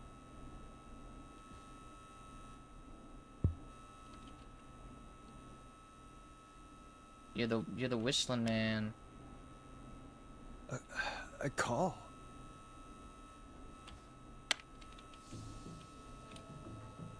Where's Peggy, Don? Have some patience, Forrest. It's almost the end of the night, almost the end of the show. But it's not over just yet. We've got a little time still. So let's make the most of it. What do you mean? Make the most of it how? Well... I thought we'd end tonight's Whistling Man special with a special guest. The one who started it all. Let me take that out of your mouth and... You crazy bitch! Let me go! Welcome to the air, Mr. Teddy Gallows Jr. Wait. It's all gonna come out tonight, Teddy. Your daddy and his money saved you 20 years ago. But even if you crawl out of his coffin with all the money in the world... Wait, where the hell is Teddy? How are you talking to him if you're here with me? Because I'm not there with you, Forrest. Oh. I'm here with Teddy. Who would have thought? If he says where that is, well, he knows he'll get it. Wait, then who am I looking at? Yeah, what's up with that? Forrest Nash, let me introduce you and all of Gallows Creek to my boy, Henry Barrow. Ah. Your son? Your son? You mean you... Wait, that he... Yes, Forrest. He and I had a son. Bean! Two Whistling Men tonight. Of course. Makes perfect That sense. explains how you were always able to get around town so quickly. I thought Hang that. on. Did you Two say Whistling Men. Barrow? Then... Are you... Let me just get this mask off. Oh my god! It's Bean! Damn uncomfortable thing. No wonder Mooney went crazy wearing this. Mooney. There we go. You like... Marie Campbell? Oh. George's old girl. Oh. Well, it sure has been years since I last saw. Oh, god damn it. Alright, so... where's this going? Where are you going with all of this? Everyone's gonna know now what Teddy did. He killed George that night. Yeah, that seems This sensible. night, 20 years ago. And now you're running for mayor. You're gonna talk when I talk to you, and not a moment before. Wow. Meanwhile, Forrest, I'm gonna give you the chance to talk. Okay. You're gonna help me reveal what really happened to George all those years ago.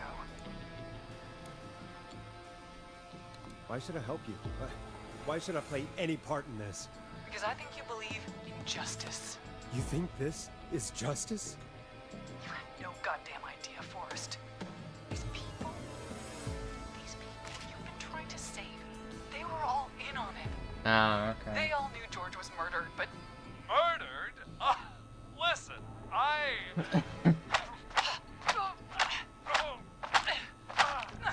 Yeah, it seems like I a... said you speak when you're spoken to. That is a nice card. Now you've done some good work tonight in piecing together what happened to George 20 years ago. And that's why I want you to interview us. Interview you? Are you serious? You want me to interview you? Am I serious? Yeah. After everything tonight, you really have to ask me if I'm serious. This one just seems Do a ridiculous. good job. And hell, you might be the only one to leave here alive.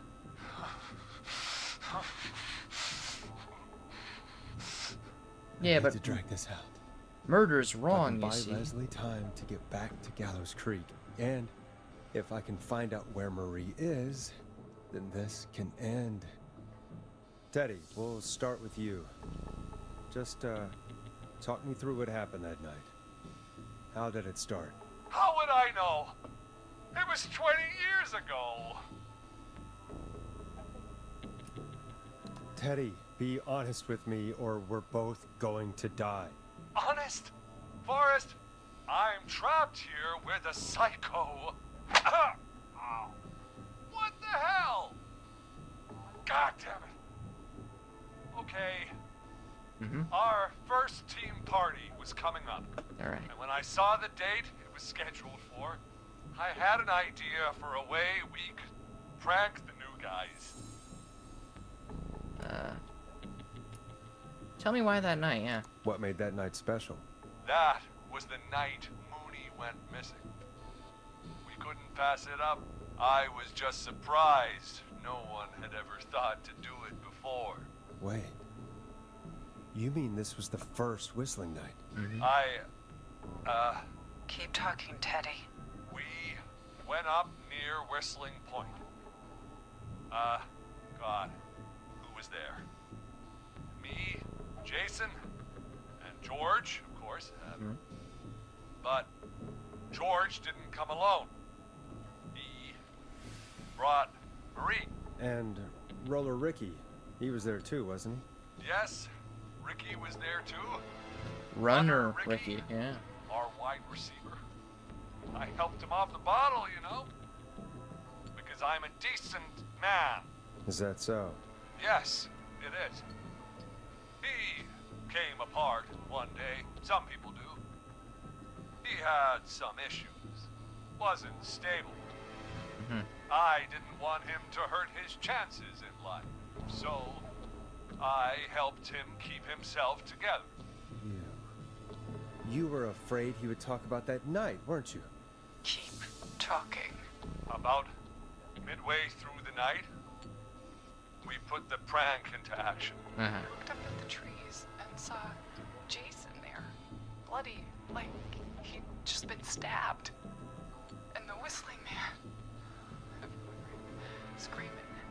George and I and Ricky, we got left behind. But Ricky was in on it too. I know he was. He and Teddy were as close as anybody. Yeah. Teddy must have told him the plan. Did you ask Ricky if he knew or not? I didn't see any reason to. Why? Because Ricky phoned up earlier. He didn't know anything about it, Marie. Boom. He had no idea what was happening. He said he was as terrified as anybody. Isn't that right, Teddy? You didn't tell him, did you? Ricky never could keep his mouth shut. If we told him, he would have given everything away. But he... well... it doesn't matter. He didn't run his mouth enough to tell anybody about it afterwards. He's still guilty. It was just a stupid prank. How can you still say it was just a prank? Oh, come on. Oh, God! He's gotta have a broken nose. I mean, come You on. made George think Jason had been murdered. He thought his best friend was dead. And so tonight you stabbed him for real?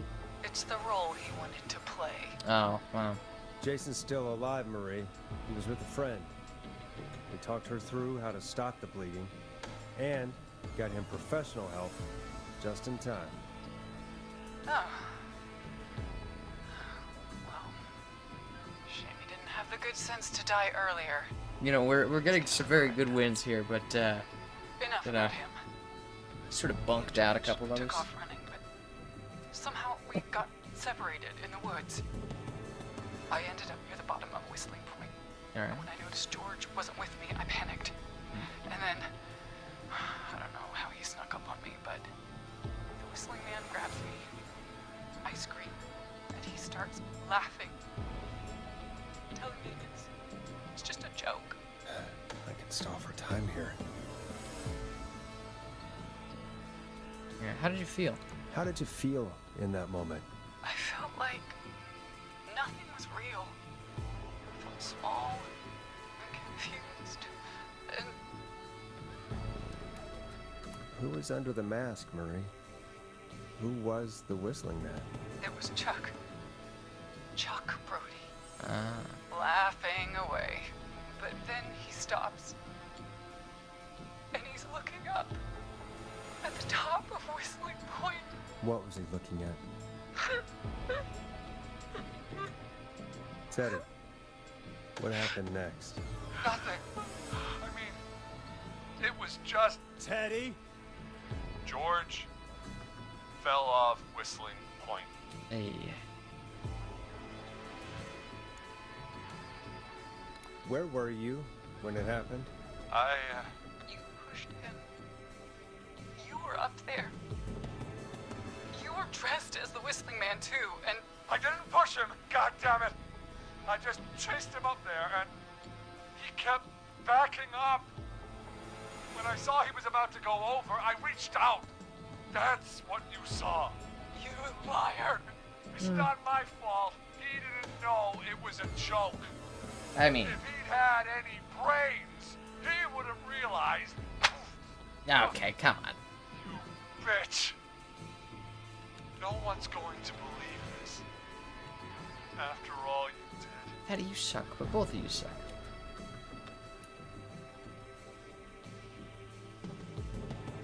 If she's lying, why the cover-up? My future was at stake, Ash. You know what it's like. People like us are bred for bigger things. Oh. I'm going to be the mayor of this town, Forrest. And then governor. And then, who knows?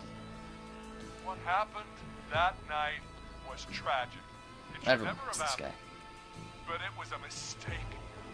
It was just a stupid joke gone wrong.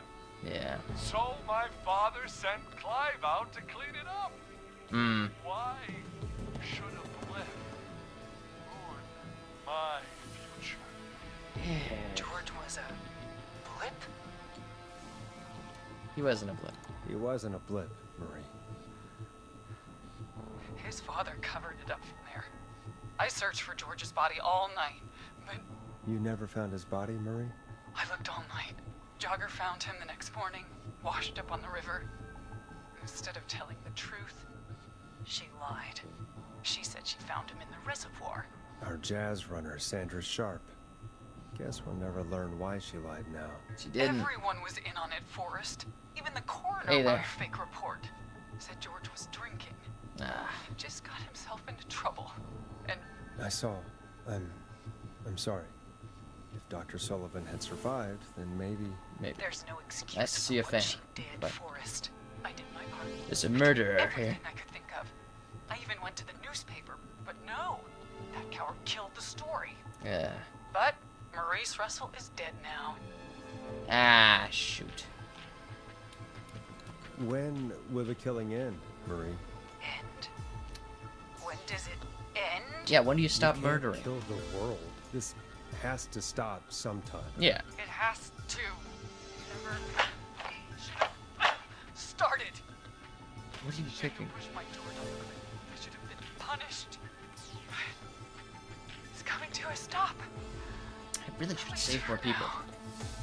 Here, where George and I first met. Ah. Before he joined your football team. Was right after he shot the winning throw. Wait a sec. Right after he shot the winning throw. Oh, come on. First met right after he shot the winning throw. Ah, I swear I know this. This is Jeopardy right now. I swear I know this. Football field? Right after he shot. I mean, it would be the football field. Yeah, because if he shot the winning throw, it's got to be the football field. It's the football field. You're at the football field. Jesus Christ! Forrest, you No, we're idiot! not.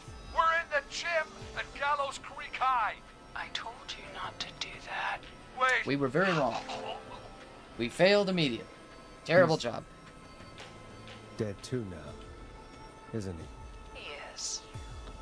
Anyway, I think that about wraps up the interview with Teddy. So. Oh. Marie? Where? Oh my god. Peggy! Teddy! Peggy. It's been so long since I've seen your face. No. I worried you wouldn't come. No. And here I was, thinking you'd forgot me. No. I'd never forget my own sister. Sister? Will someone please explain to me what's happening? Wanna explain, Peggy? Earlier, while you were speaking to Jason, I got a call. Do you remember? Well, it was from Dawn. She said that my sister Marie was there that night George died.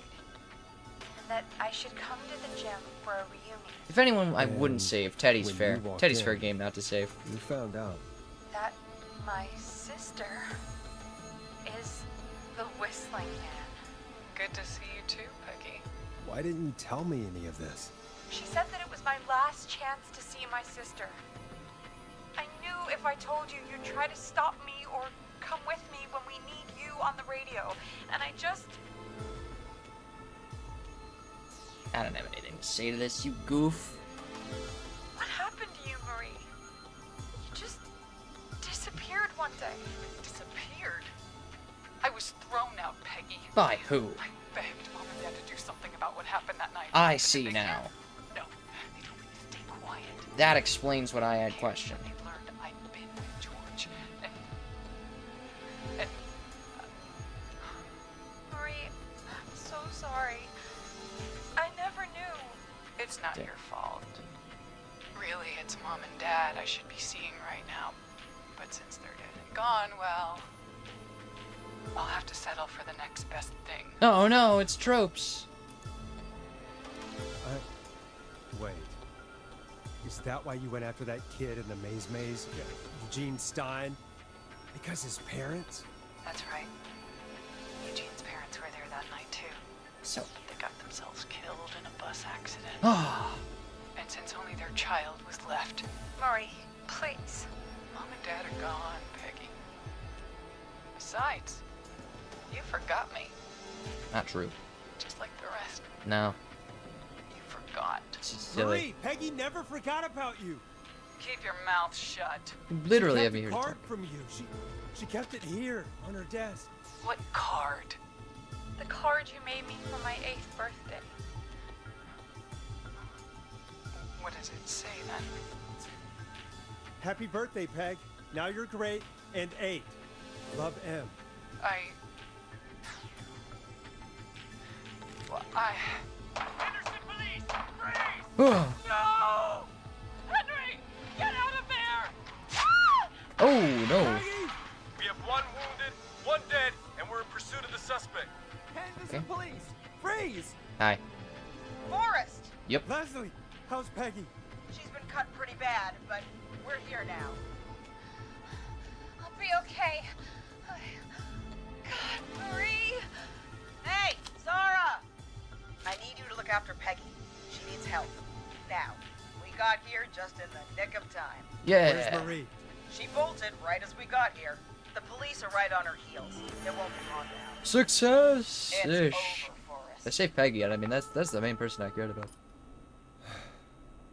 Well, folks, it was a long night, but we made it through together. I'm gonna head off to go check on Peggy. This has been Forrest Nash.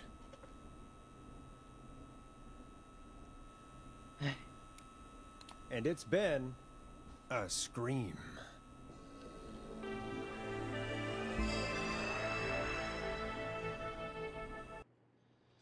We did it, kinda.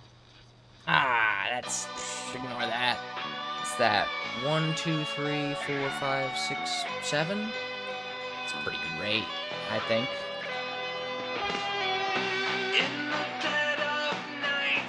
Could have been worse, you know.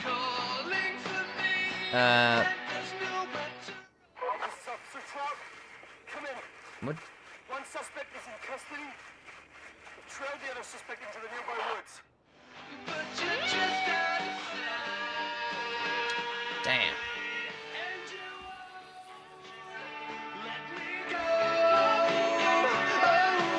Man. Could have been worse, you know. I think I might honestly go back and try and save everyone. It's a killer frequency. That's the name of the game. Yeah, I think for everything we did pretty good, all things considered. You know, we got the ending good, at the very least. We saved the people, like, out of the row that we could have to get the good ending, I think. Don't skip? I won't skip, alright. I think for how we did pretty good. I'm pretty happy with the results. Don't think the stream's over yet, because I do think we'll go back and do more. And if anything, we'll do it tomorrow, but for now, I think we'll continue and see if we can run back through this real fast.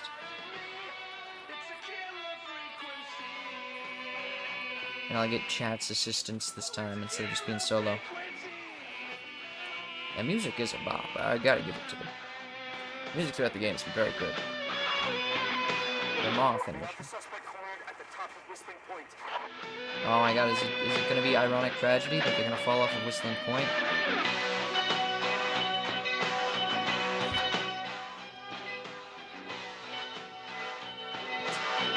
I'm gonna need severe therapy for the events that happened tonight. You know, for being a famous guy, you got a pretty terrible house. Stop! Put your hands in the air! Get down on the ground! I knew it. What did you know?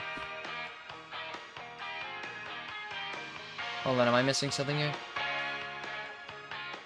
Don't move! Nobody else has to get hurt! He's gonna fall off the edge. He's gonna fall back. She's gonna do what George did, and... No,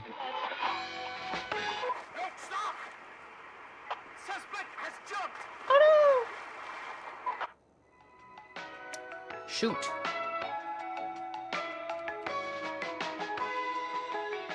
Officer Lugo, do you have a visual? Negative.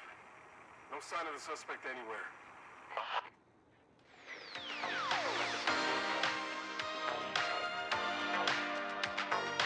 Well. You mean the original Whistling Man? Not the original Whistling Man, because the Whistling Man's the one that got them to jump off.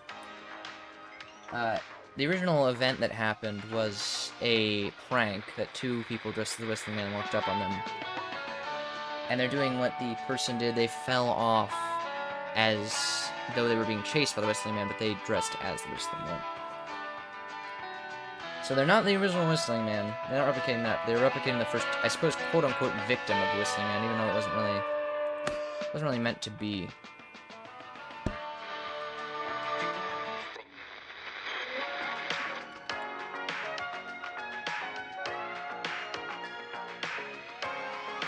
Yeah, the original Whistling Man did not get, he didn't jump off. The original Whistling Man was the one that, it was Teddy. Teddy was the original one with the Whistling Man costume. I think what we're gonna do now is we're gonna go through the game again. Yeah, George accidentally jumped, but I don't think any Whistling Men actually jumped.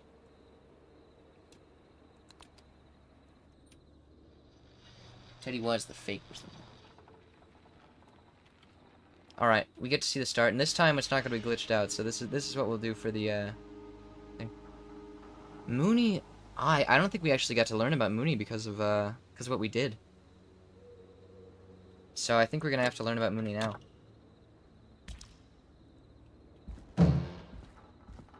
For now, we're going to run through this once again, try and get a perfect run. So we hear the whistling.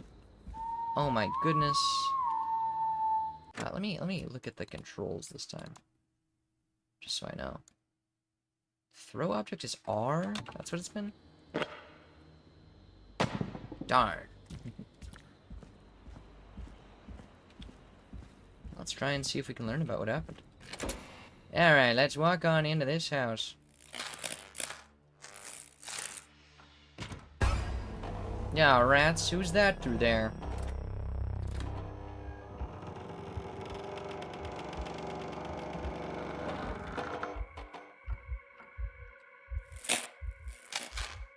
Huh. Well, that was quite odd. Oh my goodness, what an unfortunate turn of events for me in my attempt to go back to my house. Is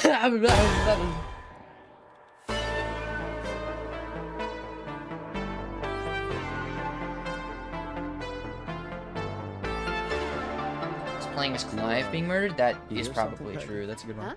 Hear what? I thought I heard someone yelling, or I don't know, how? Forrest, is this a joke? No. So that does make sense, actually. I Clive swear I dying in the heard beginning. Oh, and here I was thinking you'd finally started to ease up. You probably just heard some cats outside. Cats? You know, 4 legs, whiskers, tails, not dogs. I know what a cat is. But I mean, does Gallows Creek have a stray cat problem or something? Not since the rats moved in. Anyway, you ready to do the pre-flight checks? Seriously? Do we have to do these checks every time? And do you have to call them that? Reggie pays us to check the equipment before each show, and he pays us to call it a pre-flight check. But if you're sure you don't want to... Let's just get started. I know how this goes.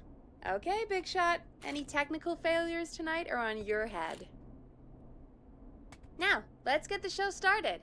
After your introduction, our first segment is Guess That Scream. Got a guide up? Thank you. Thought that was a joke. Nope, and don't blame me for this one. It's Reggie all the way, and he demands we do it tonight. Alright. Okay, you're live in 3, 2... 189.16. Good evening, Gallows Creek. This is your host, Forrest Nash, and you're listening to 189.16, The Scream. Before we start taking your calls tonight on Gallows Creek's only late-night phone-in talk show, I need to let you know about a special competition we have for you this evening. Scream! Guess That Scream. This is actually one of the station manager's better ideas. Here's how it works. I'm gonna play you a scream, then you call and... Guess that scream. We need you to guess why they're screaming. Did they stub their toe, saw off a finger, or discover the corpse of a loved one? That's good.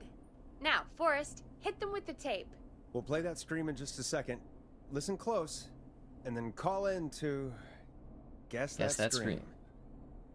Peggy, what do you mean, play the tape? I used to have a tape guy do that for me. You're not in Chicago anymore, Forrest. Here in Gallows Creek, you get to be your own tape guy. It's also no Come on, tape. I gave it to you yesterday. Forrest, you do have the tape right. You knew we were doing this tonight. Peggy, let's be real. Guess that scream is a terrible idea. No, I don't have the tape. It may be a stupid idea, but that doesn't mean it can't be fun. We're going to need a scream tonight, Forrest, and you're the one at the mic, so... I used to go out all across America, and now I'm just screaming into a mic in a backwater town. Jesus. Come Come on, Forrest, just do it. That's enough dead air already. Just think of Okay. a scream and let it rip. Oh, God. Sorry about that. I'm back. Had to step away there for a second. Listen close, and then call in to... Guess that scream. Falling from cliff and drowning seem, you know... it's weird. Let's do that one.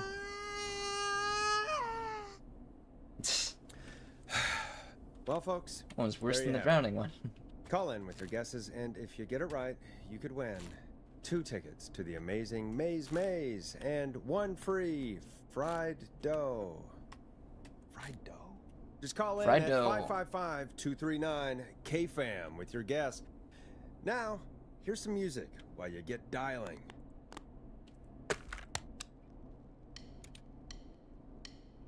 Timed responses, I'm aware.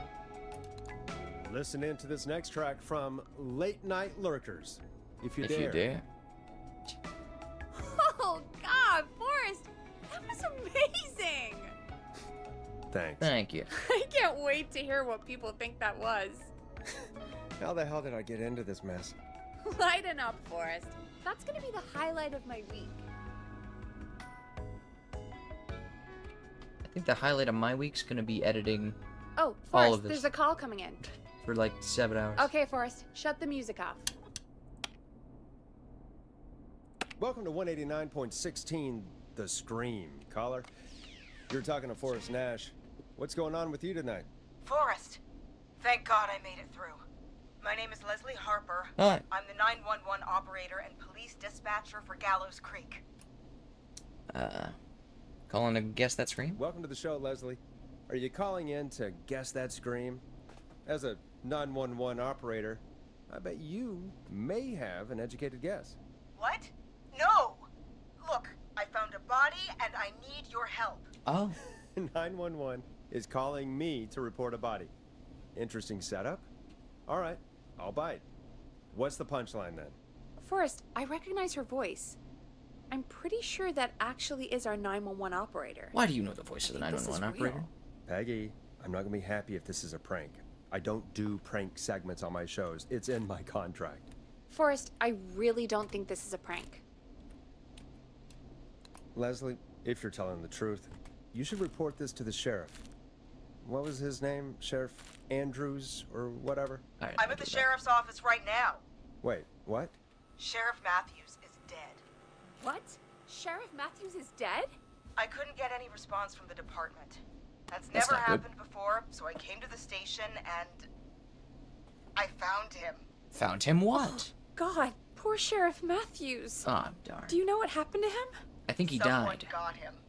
Someone got up very close and I really don't want to say what they did to him. Did he fight back? I don't know.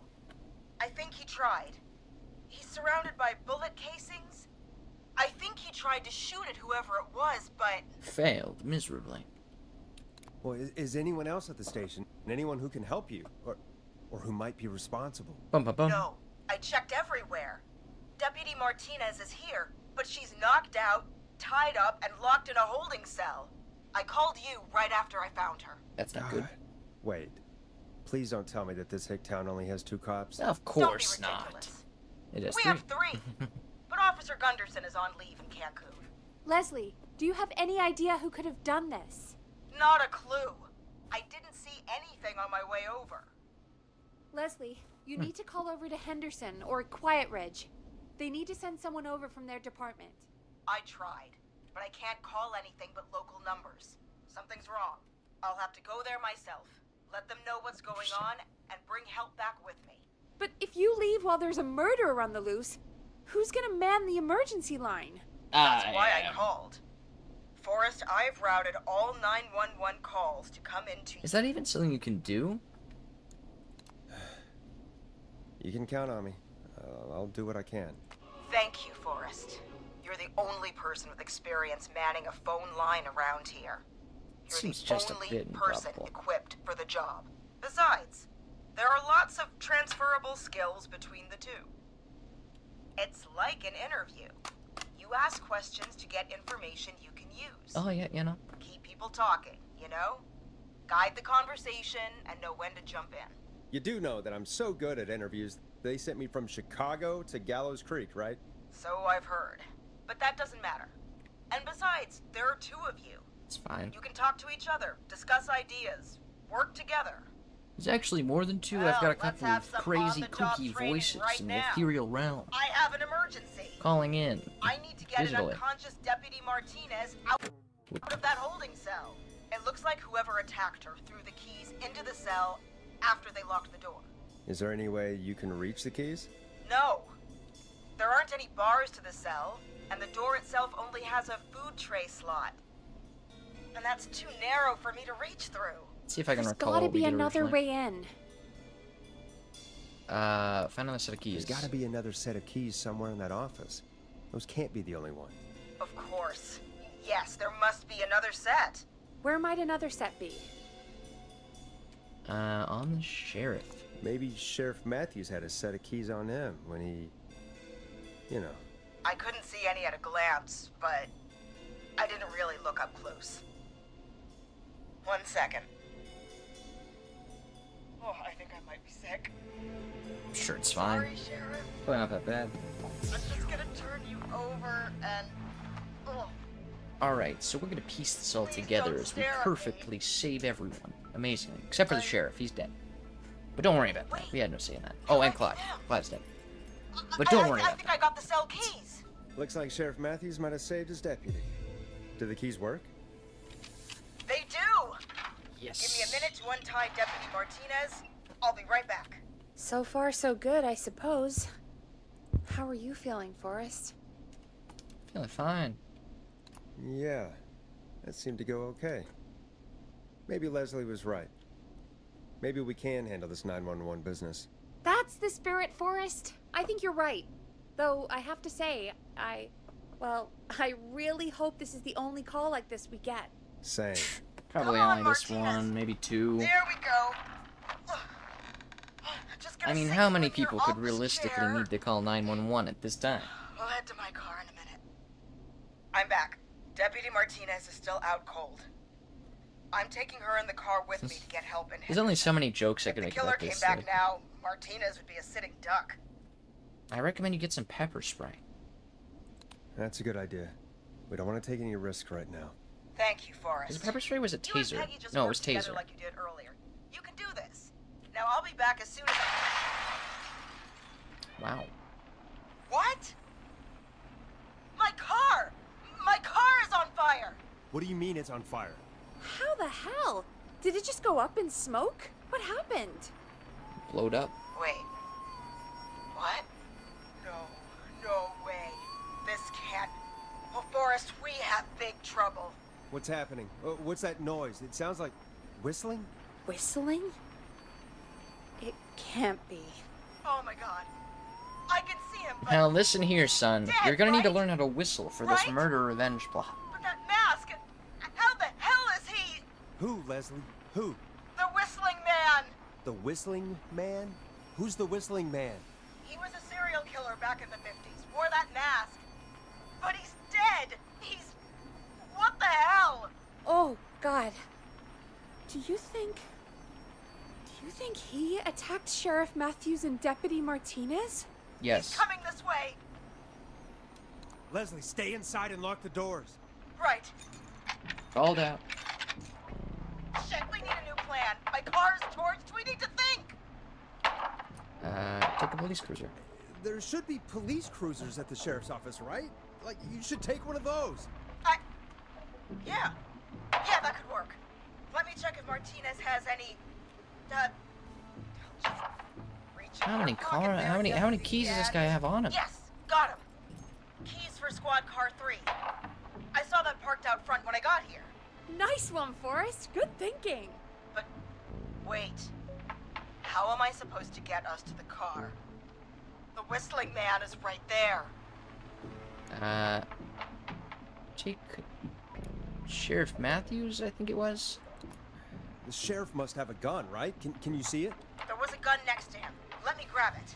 I think it didn't... Yeah, it's empty. Shit. It's empty. He must have emptied it trying to defend himself. It's a weapon lockup. There must be a weapon lockup in the station, right? Could you grab something from there? I saw it earlier, but as you might have guessed, it was locked. Shocker. But maybe one of these keys I got earlier will help. Let me see. No. No. No! Shit! None of the keys work. Are there any other weapons lying around that you could use? I didn't see anything earlier. Just to check with chat. let me It is check a Deputy Martinez's taser, belt. right? It's either taser or pepper spray, but I'm thinking it's taser. All right. It looks like the Whistling Man left her with a baton, pepper spray, and taser. I can only hold one if I'm carrying Deputy Martinez. Which should I take? I'm fairly sure it's taser. Right? Am I crazy here? I'm gonna say taser. You know what I'm gonna do? Save the game. I mean, it's gotta be the taser, right? Got it. I'm just going to grab Deputy Martinez and then... Taser. Thank you. Wait. Do you hear that? No, I can't hear anything. Exactly. It's gone quiet. No more knocking. Be careful. I don't like it. Me neither. But it's an opening, and I've got to take it. Okay. Deputy Martinez, if you can hear me, it's time to move. Just lean on me. Yep. There you go. Good stuff. Are you sure about this, Leslie? No time like the present, right? Yes. So, here we go. Again, you're hooked into dispatch now, so I should be able to radio you when I reach the car. If I reach it. Huh. Speak to you soon. You got it. Good luck, Leslie. Good luck, Leslie. Okay, well. That's one brave woman. God, I hope she makes it through this. You know, I've got to say, this really wasn't what I expected when I came into work today. Well, they always say you have to be ready for everything in live radio. Oh, I think we've got Leslie back on the line. I'm putting the call through. Hello? Forrest? Peggy? This is Leslie. Are you there? Over. Yes. That's a big 10-4 there, good buddy. I'm guessing you made it to the car then? Sorry about the CB chat. Old habit. But yes, we made it to the car. Deputy Martinez is in the passenger seat, still out cold. I don't see the Whistling Man anywhere, and I don't plan to wait for him. So I'm going to get us moving. Jesus! God damn it! Get back! Get away from her! Tase them. Don't say anything. The I'm sure whistling! this is fine. No! Get off her, you son of a bitch! Taser. Yeah! Take that! Leslie, drive! Don't worry, Deputy Martinez. We're out of here. Yes. I mean, well done. Sounds like you handled that pretty well. Forrest, that taser, definitely the right call. Oh my god, I can't believe we escaped. Well done, Leslie. You Success. saved a life. Just another day for you. Oh my god, yeah. But let me tell you, I prefer doing it from your side of the phone. Leslie, how long do you think it's going to take to get help? Gallows Creek isn't Nowheresville, but it's pretty damn close. It's going to take a while, maybe 2-3 hours each way. Slightly less if I put my foot down. We'll do our best to keep everyone safe until then. And this time we're gonna ace it. Just do what you did just now, and Gallows Creek is going to be okay.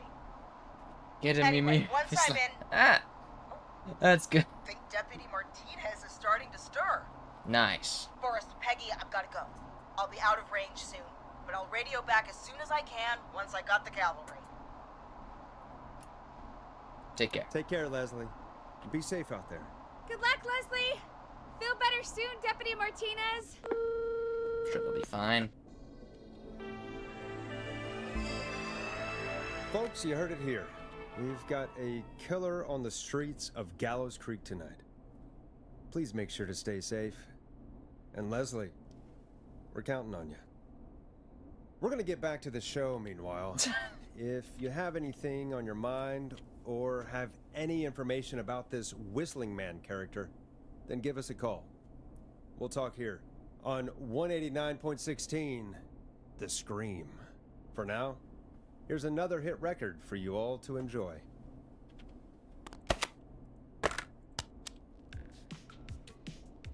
It's funky, it's groovy, it's Stab in the Twilight by Knife and Easy. This is not what I signed up for, Peggy. This is actually insane. Did she really say it's gonna take her 4 hours? This guy's gonna kill half the town in 4 hours. Forrest, that's not helpful. I know, I just...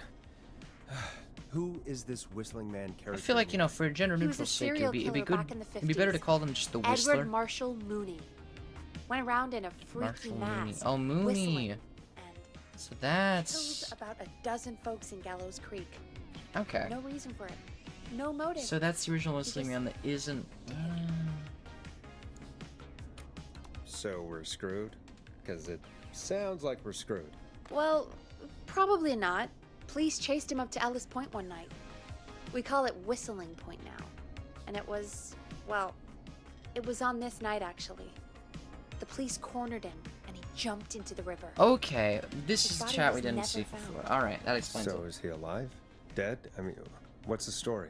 Story is he's biding his time, waiting to take revenge on the town. All right, that's the story. What's the truth? Other than we have a whistling killer on our hands tonight, I don't know. All right. Copycat or ghost killer. I guess we'll do our best. That's the spirit. Yeah. At least we got the word out, I guess. What kind of listening figures do we get at this time?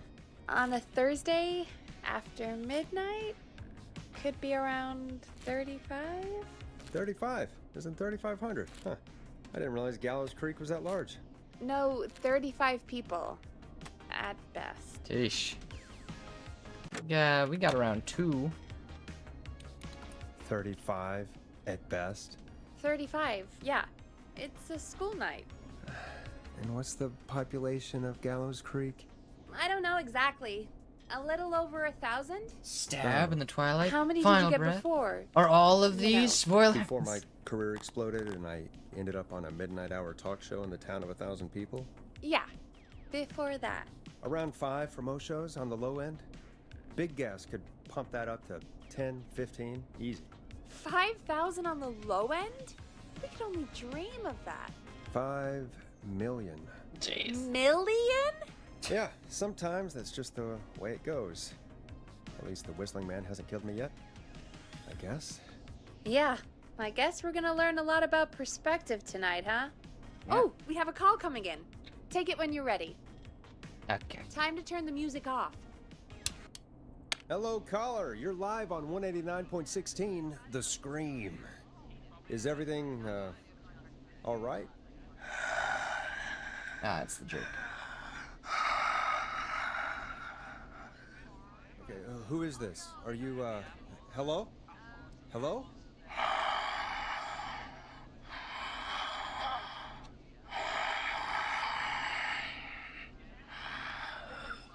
Okay, what's your name and why are you calling in? Unconvincing whistle. You know my name. Is there anything here that I meant to say? I'm curious. Again. No one's safe. Like, is there is this inconsequential? I'm assuming. Alright. Do you accept requests? I've got a list of names I'd love to see in the obituaries. Maybe you must make a sacrifice to us. A sacrifice? To us? I mean, me. You got us right. We want cheese-dusted pretzels. Uh-huh. I mean, I want cheese-dusted pretzels. Or I'll cut your face off. Ah. Goddamn kids. I'm cutting them off. Not yet. I want to deal with them.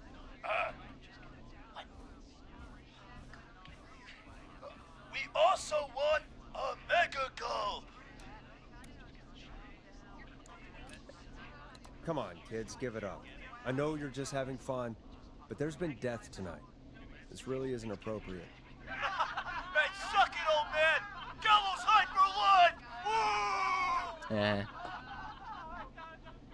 For anyone just tuning in, we do, in fact, have an actual killer out on the streets tonight. That was an incredibly adult way to handle it. Anyway, this next one's dedicated to all of you staying inside with your doors and windows locked.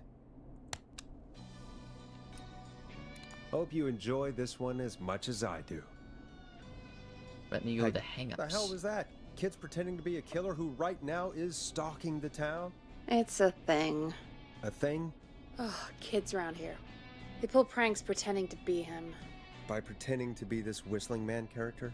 They think it's funny, but it's not. It's not funny at all. And there's Not no funny. chance that Didn't our laugh. Whistling Man was just a prank. That Leslie... No, that's real. Christ. Let's stay positive. We still have a show to do. Mhm. We already have another caller on the line. All right. Let's do this. Alright. Okay, Forrest, shut the music off. Hello, caller. You're live on The Scream with me, Forrest Nash. What? I dialed 911. I need the sheriff right away. Okay, right. Well, I'm filling in for 911 tonight. What's your name and what's your trouble? Yeah, I'm aware. My name is Sandra Sharp, and I need the cops now. I'm sorry, but the cops aren't coming. Leslie's on her way to Henderson for help. What? God. Listen, you've got to help me then. I drove to the edge of town for a jazz run, and now some psycho dressed like the Whistling Man is after me, knife in hand. Oh, God. It's Okay. actually happening. Where are you now? Did you escape to somewhere safe? Oh, I did, baby. I jazz ran all the way to my car and nothing flat. But I dropped my keys somewhere along the way. I never locked the door, at least, so I've got a place to hide, but I can't get moving. Alright. Is there anywhere else you can go? Do you have any friends nearby? Oh, I'm not going back out there.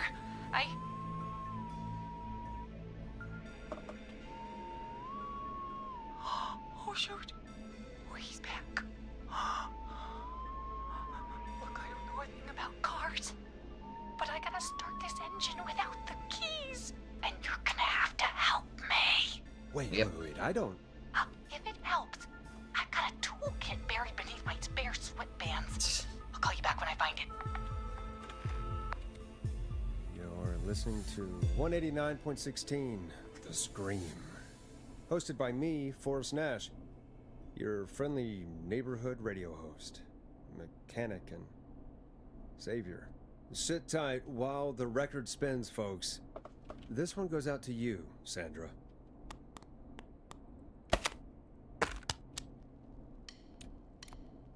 Doesn't the station have a show about cars? The Tamora twins or something? Timberline Twins Talk Motors. Yeah. You know they're not even brothers. Really? They look the same, though. I know, but they're not even related. It's weird. I asked them about it once, and they got really sweaty and defensive. Anyway, go see what you can find. The offices are out the door and down the hall. I remember this one. We're gonna take it a bit more careful this time.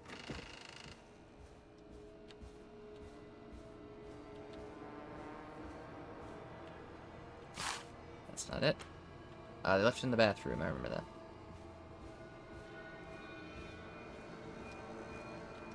So many locked doors, so few keys. So for this one, you're gonna want to check the men's restroom. Do that. This looks useful. And hot wiring. So for this one, I gotta be really cautious. So just in case, I'm gonna go ahead and save right now. Alright. You find anything? Yeah, I found a magazine about hot wiring cars. Well, that sounds perfect.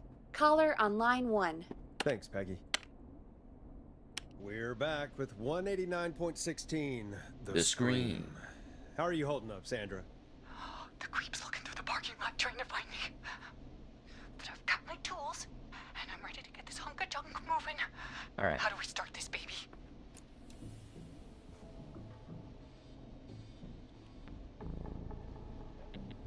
Screwdriver in the ignition, twist clockwise. Put the screwdriver in the ignition and twist clockwise. Here goes, baby. Screwdriver's too fat to fit. What next? There. Unscrew the steering wheel column. Unscrew the steering column. All right. Just turn.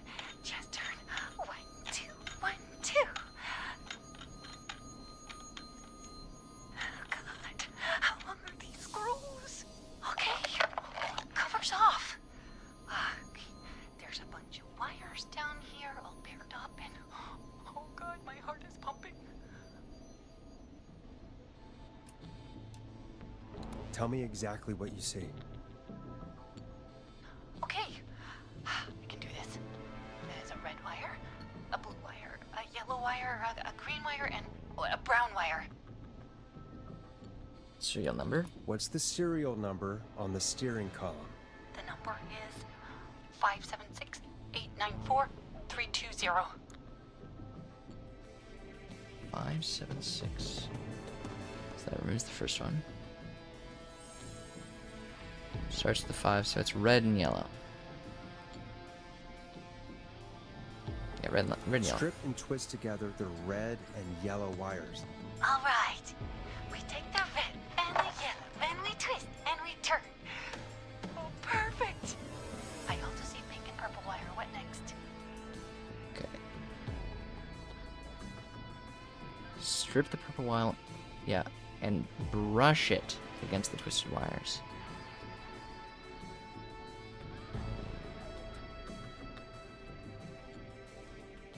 Yeah, brush. Strip the purple wire and brush against the twisted wires. Okay. We strip and we brush and...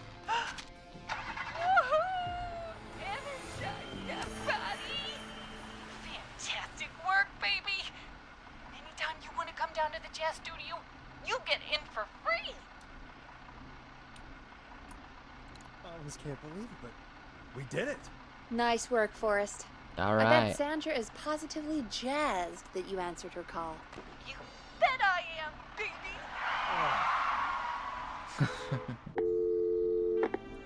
Well, great work. We did it, Forrest!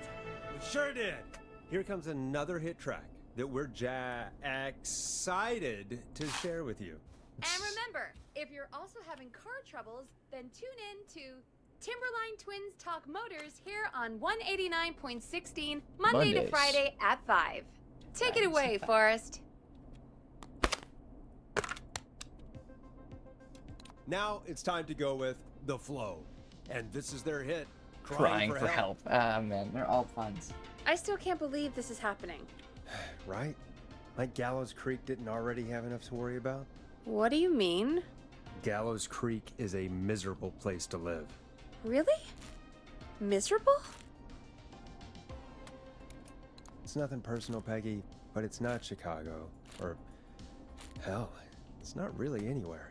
Well, I like it here. People are polite and, friendly, usually, if you get to know them.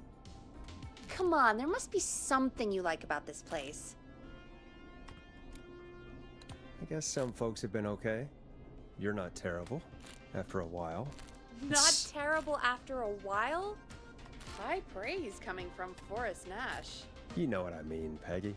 I do. It's Forrest Nash for I think you're swell. Anyway, I hope the killer is done for the night, and that Leslie gets back soon. Yep. Me too. Can we at least call off that stupid Guess the Scream contest now? Yeah, that'd probably be a good idea. All right. Should be able to move through this pretty steady. Caller on line 1. Evening, caller. This is Forrest Nash, host of 189.16, The Scream. And tonight's 911 stand-in. Hey, Forrest. My name is Brian. Brian Ponte. Brian Ponte of Ponte's Pizza. Hello, Brian. Hello, Brian. What have you got to say about what's happening? I'm so happy that Deputy Martinez survived. I've seen her a lot over the years down here at Ponte's Pizza. Oh, you did a really great job. And as a thanks for all you did there, I just wanted to tell you that I'm sending you some coupons for free pizza here at Ponte's Pizza. Wow, Brian. That's So really good of you. You really don't have to, though. Oh, it's the least I can do. Of course it is. And if you like it, well, you're in luck. Oh. Because we're always running great deals that'll have you eating for pennies. Oh, Sounds great, bro. So But great. let me tell you, the pizza we have is to die for. Oh, no. Poor choice of words tonight, I guess. Yeah. Pretty tasteless. Don't worry about it. Hey, don't worry about it. It's all right. Oh, thank you, Forrest. Well, I just hope I didn't put you or anyone else off coming on down to Ponte's All Pizza. right. Oh my We've got a great special this weekend. Our famous beer and pizza deal. Wait a minute. Come on down to Ponte's Pizza this weekend. That's actually You've just got to pay for one slice to get yourself. God damn it! You're just calling in to advertise your shop. they're actually Hey, that's hang up on really him. good. Done. Because that was Oh, actually real a clue quick, for the before future. I forget, God. it's probably time we played a paid ad. Now, a word from our sponsors. You know how to play an ad, right? Sure. Done.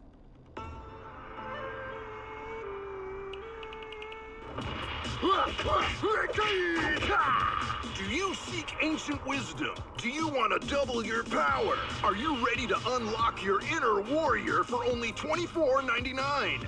Then step into Master Robbie's deadly dojo of Kung Rate and receive direct by video warrior instruction from me, Master Robbie.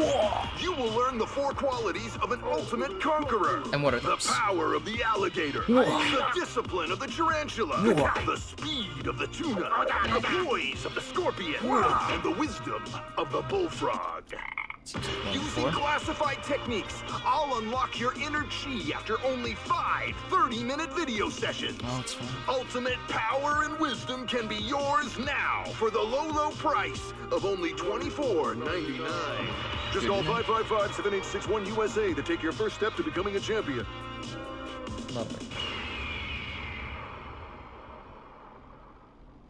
Never forget the element of surprise! If you buy today, you'll receive 2 additional VHS tapes. The Tornado Technique and Karate Lovemaking. Call today!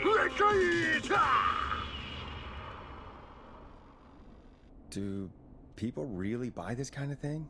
Don't pretend like you're not interested. I mean, I wouldn't buy them, but I might watch them, I guess. Yeah, I bet karate lovemaking sure is something. Is Forrest Nash at a loss for words? No. Let's just get to the show. Wow, what a deal. Only $24.99. And I'm not just saying that because they're paying for the airtime. But unless they pay us more, then it's time to get the show moving along Unless they with our pay us next more. caller. Yeah, all right. Welcome to The Scream with me, Forrest Nash. Yeah, Leslie. This is Maurice Russell from the Gallows Reporter. Ah. I'm at the office. This guy just broke in downstairs. Took way too long on this one last time. Forrest Nash? I want to speak to 911. Put Leslie on. What? God, another one? Leslie's driving to Henderson right now. She left me in charge. Why on earth is Leslie? Oh, never mind. Just put me on with Sheriff Matthews. That's also a Sheriff problem. Matthews is dead. Dead? What happened? Did you witness the incident? Are you willing to do an interview for the reporter? I can cite you as an anonymous source, if that's a concern. We're live. We're live on the air. Anything we say can and will be broadcast. Live on... Damn it. All right. There's obviously a lot more going on than I know. Feel bad for Yeah, this guy. there's a lot 'Cause happening. I really biffed him. You said someone broke in. That's nothing to get worked up about. Some idiot kid just broke in, dressed as the Whistling Man. Teens. They get worse every year. This punk wasn't even a disappointing twinkle in his daddy's eye when Edward Marshall Mooney stalked the town. But I was there. I covered it. You don't understand. That's not a prankster. That's the Whistling Man. Of course it's not. It's a stupid kid. Every year this happens. They think it's funny. Not a big deal, old man. But they didn't live through the terror 30 years ago. Anyway, I know for a Old fact Edward Marshall Mooney is dead. I don't know who I'm looking at on the security monitor. But if he killed Sheriff Matthews... Where are you now? I'm in the boardroom, upstairs. We got security cameras all around the building. You can watch them on any TV set here. And there's a set in the boardroom. Alright. Maurice, is there any way you can get out of there? I sure as shit hope so, kid. But I'm not sure how I'm going to do it. That crash you heard was him tipping over my filing cabinets. He's blocking the stairs. I'm guessing the stairs are the only way out? That's right. And it would take me a good few minutes to move those cabinets. We need to do something. But what? All we can do from here is... Forrest, I think I've got it. Why don't we call the killer? Bum bum. They'd have a bunch of phones set up across the office, right? In different rooms, with different extensions? So we call one of them. Draw the killer away. This time. That could work. Exactly! It's worth a shot. I can hear you, you know. The son of a bitch hasn't killed me yet. That's true. Sorry, Maurice. Peggy and I were just trying to figure out... You realize how stupid that plan sounds, right? Yep. For that to be successful, you're gonna need every phone extension. Plus, a plan of the entire office floor. All delivered while the killer is en route. Yep. I've got it. And thank God I've always been cool under pressure. Don't go anywhere.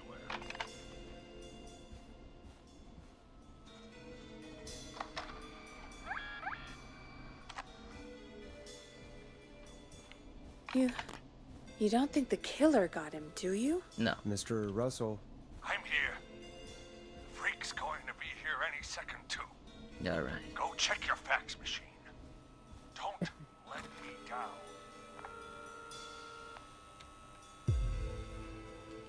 It's funny how impossible it is. I'll go pick up that map then. Go, Forrest! The fax machine's in the office on the other side of the hall. Thanks, know. Peggy. Be right back. Alright, now for the record. Okay. Go to the office on the other end of the hall. Grab the fax from the machine. Easy. This must be it. Alright, now this is for editing me. Just like cut in around here maybe. You'll find a good time.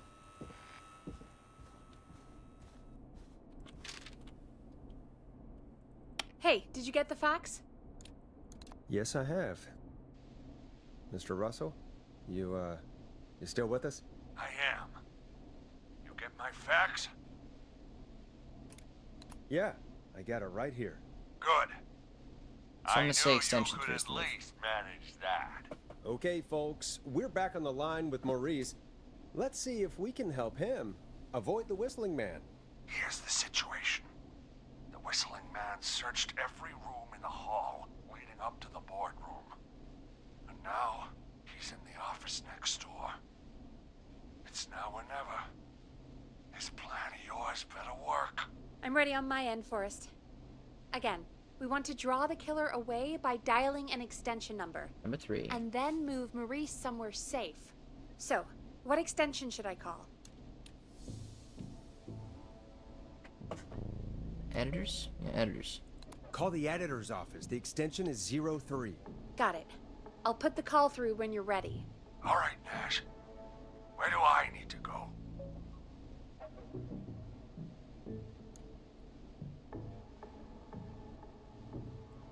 Kitchen? Yeah, kitchen. You're moving to the kitchen. Yeah. That makes sense. Go somewhere he's already checked. Not bad, Nash. I'm ready to place the call. Are you ready, Mr. Russell? Don't have much choice, do I? Make the call. Yes, sir. Calling now. Kitchen. Got it. Knew it. I can't believe it. He's actually heading to my office. Alright. Don't worry, Maurice. You can thank me when you're safely home. Thank you? It's your producer I'll be crediting if I make it through this. Ah. The coast is clear. I'm shutting off the TV so he won't see me on the security cameras. Then, making my move. I'll call when I get there. Alright. Do you think he'll make it okay? I'm sure he'll be fine. But now, what do? We gotta find some way for him to get past that barricade. What do you mean? I don't think calling the Whistling Man is gonna buy Maurice enough time to move those cabinets. We gotta think of something else. Yeah. Maybe we could... Oh! Call incoming. No, I don't You actually ready? know what we go from here, because he was dead by now. Ready as I'll ever be. Put him through. Alrighty. Mr. Russell, are you there? I am. I don't think he saw me. I've got to give you credit for that, but I'm not out of the woods yet. Right. Let's review where we are. So, the only way out is by the stairs, which the Whistling Man has blocked with furniture. Exactly. I can move the furniture out of the way, but not quickly or quietly. Okay. Could you lock him in a room? That'd probably buy you time enough, right? Maybe. But the damn fire regulations say every door in the office has to unlock from the inside. He'd be able to get out just as soon as... Wait. No. I got it. The secret archive through my office, where we keep our most sensitive records. Ooh, a secret archive? Reggie would love that. What have you got back there? Juicy secrets about outer space? Not the time. Peggy, Oh, I didn't really even see now's that. the time to be playing around like that. You're right. Sorry, Forrest. Kids, we're in the big time now. I've got it all figured out. The secret archive. There's no lock on the inside of that room, only the outside. You can't break out. If we can get him in there, and I lock him in... We can catch the son of a gun. Exactly. Oh my god. Forrest, we might be able to end the nightmare right here. So should I call the secret archive then? You can't. The archive is a room for secrets, not gossip.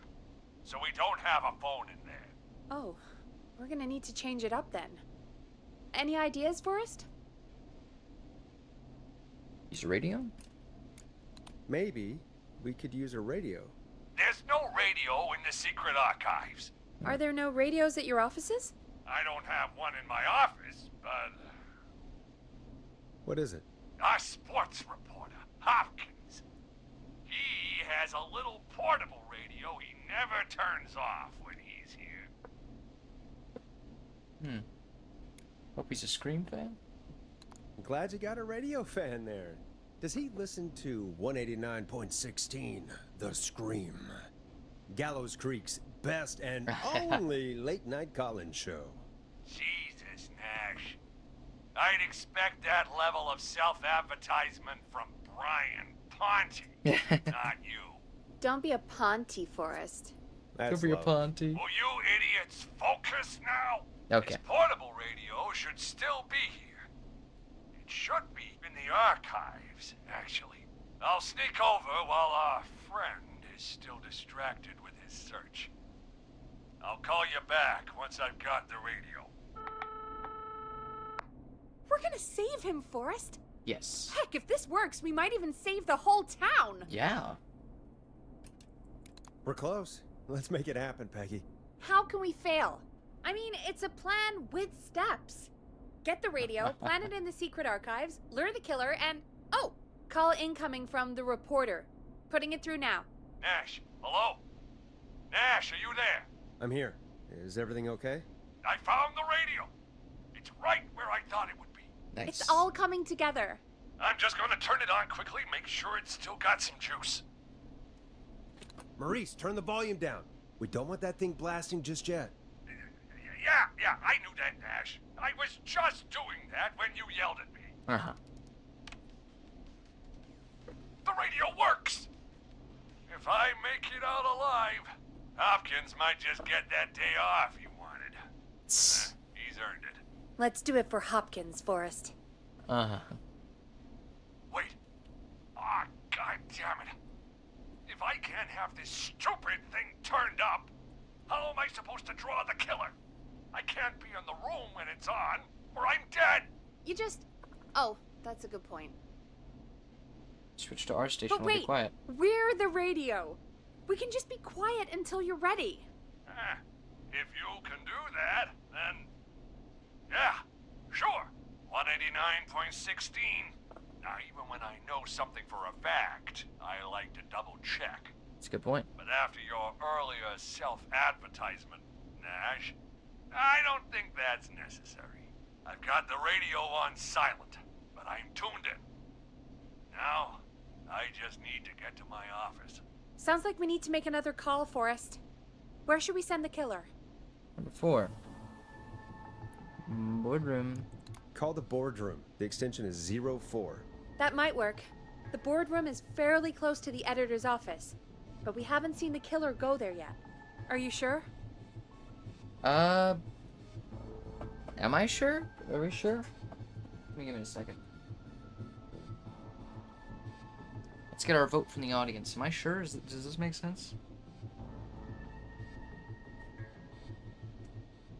Yes. Okay. I'm sure. Make the call. Okay, calling the boardroom now.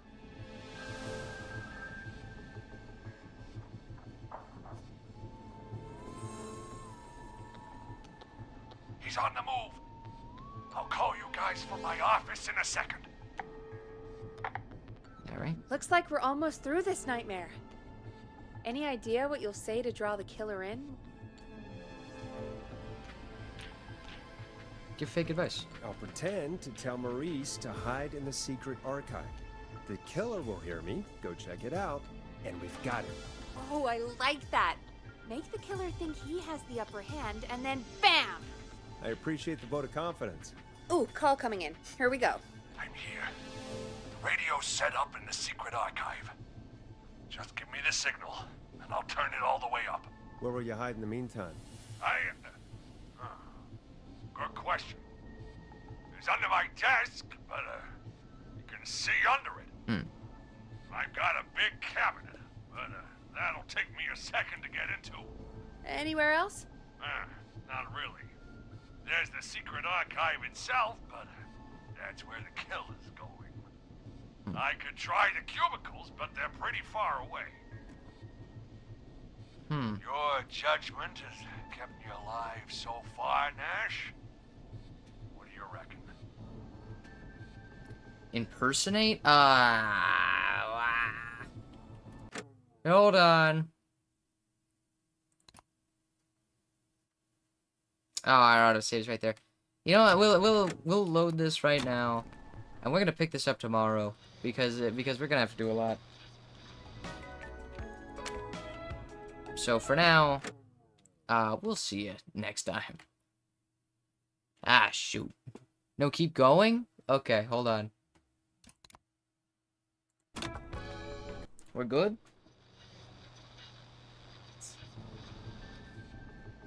Alright, what are we saying here? Did I do it right? I could have swore I did this wrong. I thought I'd give bad advice. Should still work? Cabinet. Got it. Hide in your cabinet. Hide in your cabinet. All right. Well, this is it. I'm going to go turn the radio up to full blast now. Don't say anything until I've had time to hide. You got it? We know the plan. You can trust us. Here we go.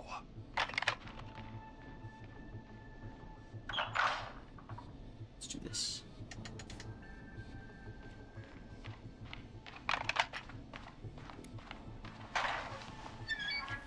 Quick, Mr. Russell, hide in the back room in your office. Forrest, I don't think that was enough time for him to hide. Wait, really? Whoops. Oh, shit. Forrest Dash!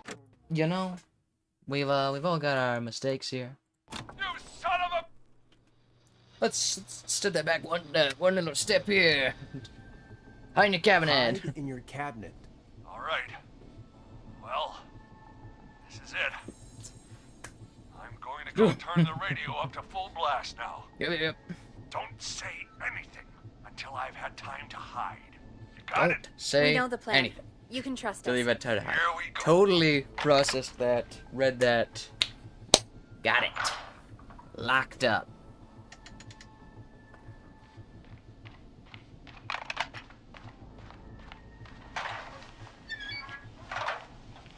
I think it should be safe now, Forrest. It's going to be all right. All right. I won't look for you there, I promise. And Mr. Russell, be quiet. It's important you make no sound. Quick, Mr. Russell, hide in the back room in your office. For sure, for sure.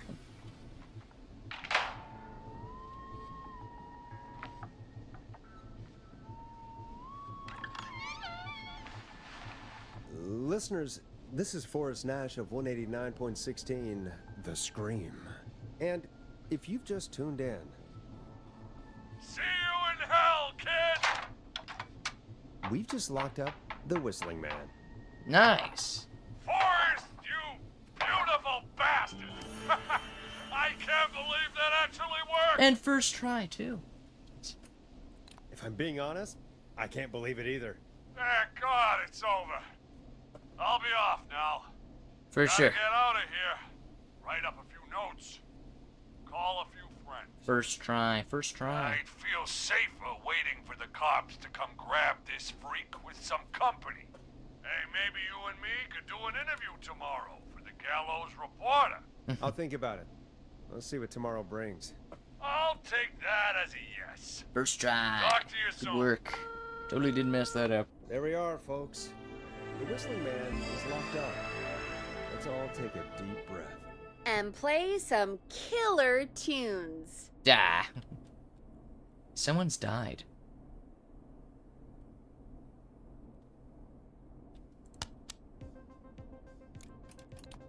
Looks like the night should be pretty easy from here on out. Right? Thank God that's over. I guess we got some downtime now. Actually, based on I our could ask you questions. some questions to kill the time? You're gonna interview me. You sure about that? You're not so scary. Besides, we've been working together like a week now, and you're still all shrouded in mystery. Did it occur to you that maybe I like being a mystery? Too bad. Question 1. Tell me about your family. What? Come on, Peggy, that's too general. Okay. Did anyone move with you to Gallows Creek? Nope. Now that's too specific. Too specific? Do you have any siblings? I don't. I'm an only child, and my folks are dead. Yeah. Oh, I'm sorry, Forrest. Sad. Don't be sorry, I'm not.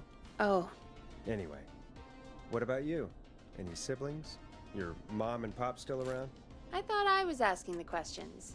You are. I'm just making conversation now. Oh. Well, my folks went the same way as yours. Oh. What happened there? My dad walked out when I was about 13. He'd been a wreck for a while.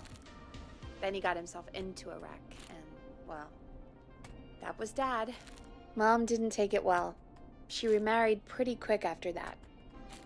She wanted to forget Dad so bad, She even made me take my stepdad's last name. So I'm Peggy Weaver now. Anyway, Mr. Weaver got sick one day, and my mom didn't last long after he went. I'm sorry to hear that, Peg. Don't call me Peg. Yeah, sorry. I was just trying to be... It's okay, I know. I'm sorry. I'm defensive about that name. Any siblings? Funny you mention that now. No. Not anymore. Not anymore. I had a sister, but I haven't seen her since before my dad. Hold on. Someone just rang the door buzzer. What on earth could someone want at this hour? I don't know. Do you want to go check it out? Me? You sure you don't want to go? I can't leave the booth while we're on air. One of Reggie's K-Fam regulations. I'll pass you the key to the stairs. And we'll be sure to grab that key next time. Okay. Down to the first floor, then check the door. Take the first stairway.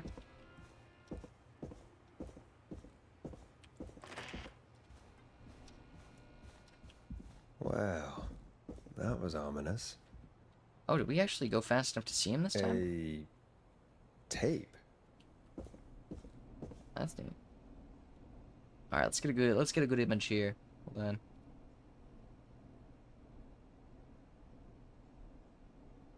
Perfect. I think that's where we'll leave it off for today. I'm gonna end the first part, and we're gonna do a second part that has everything sort of together in it. The successes for everyone. And for now, I will bid you adieu. Hope to see you next time. And remember, stay safe out there, folks.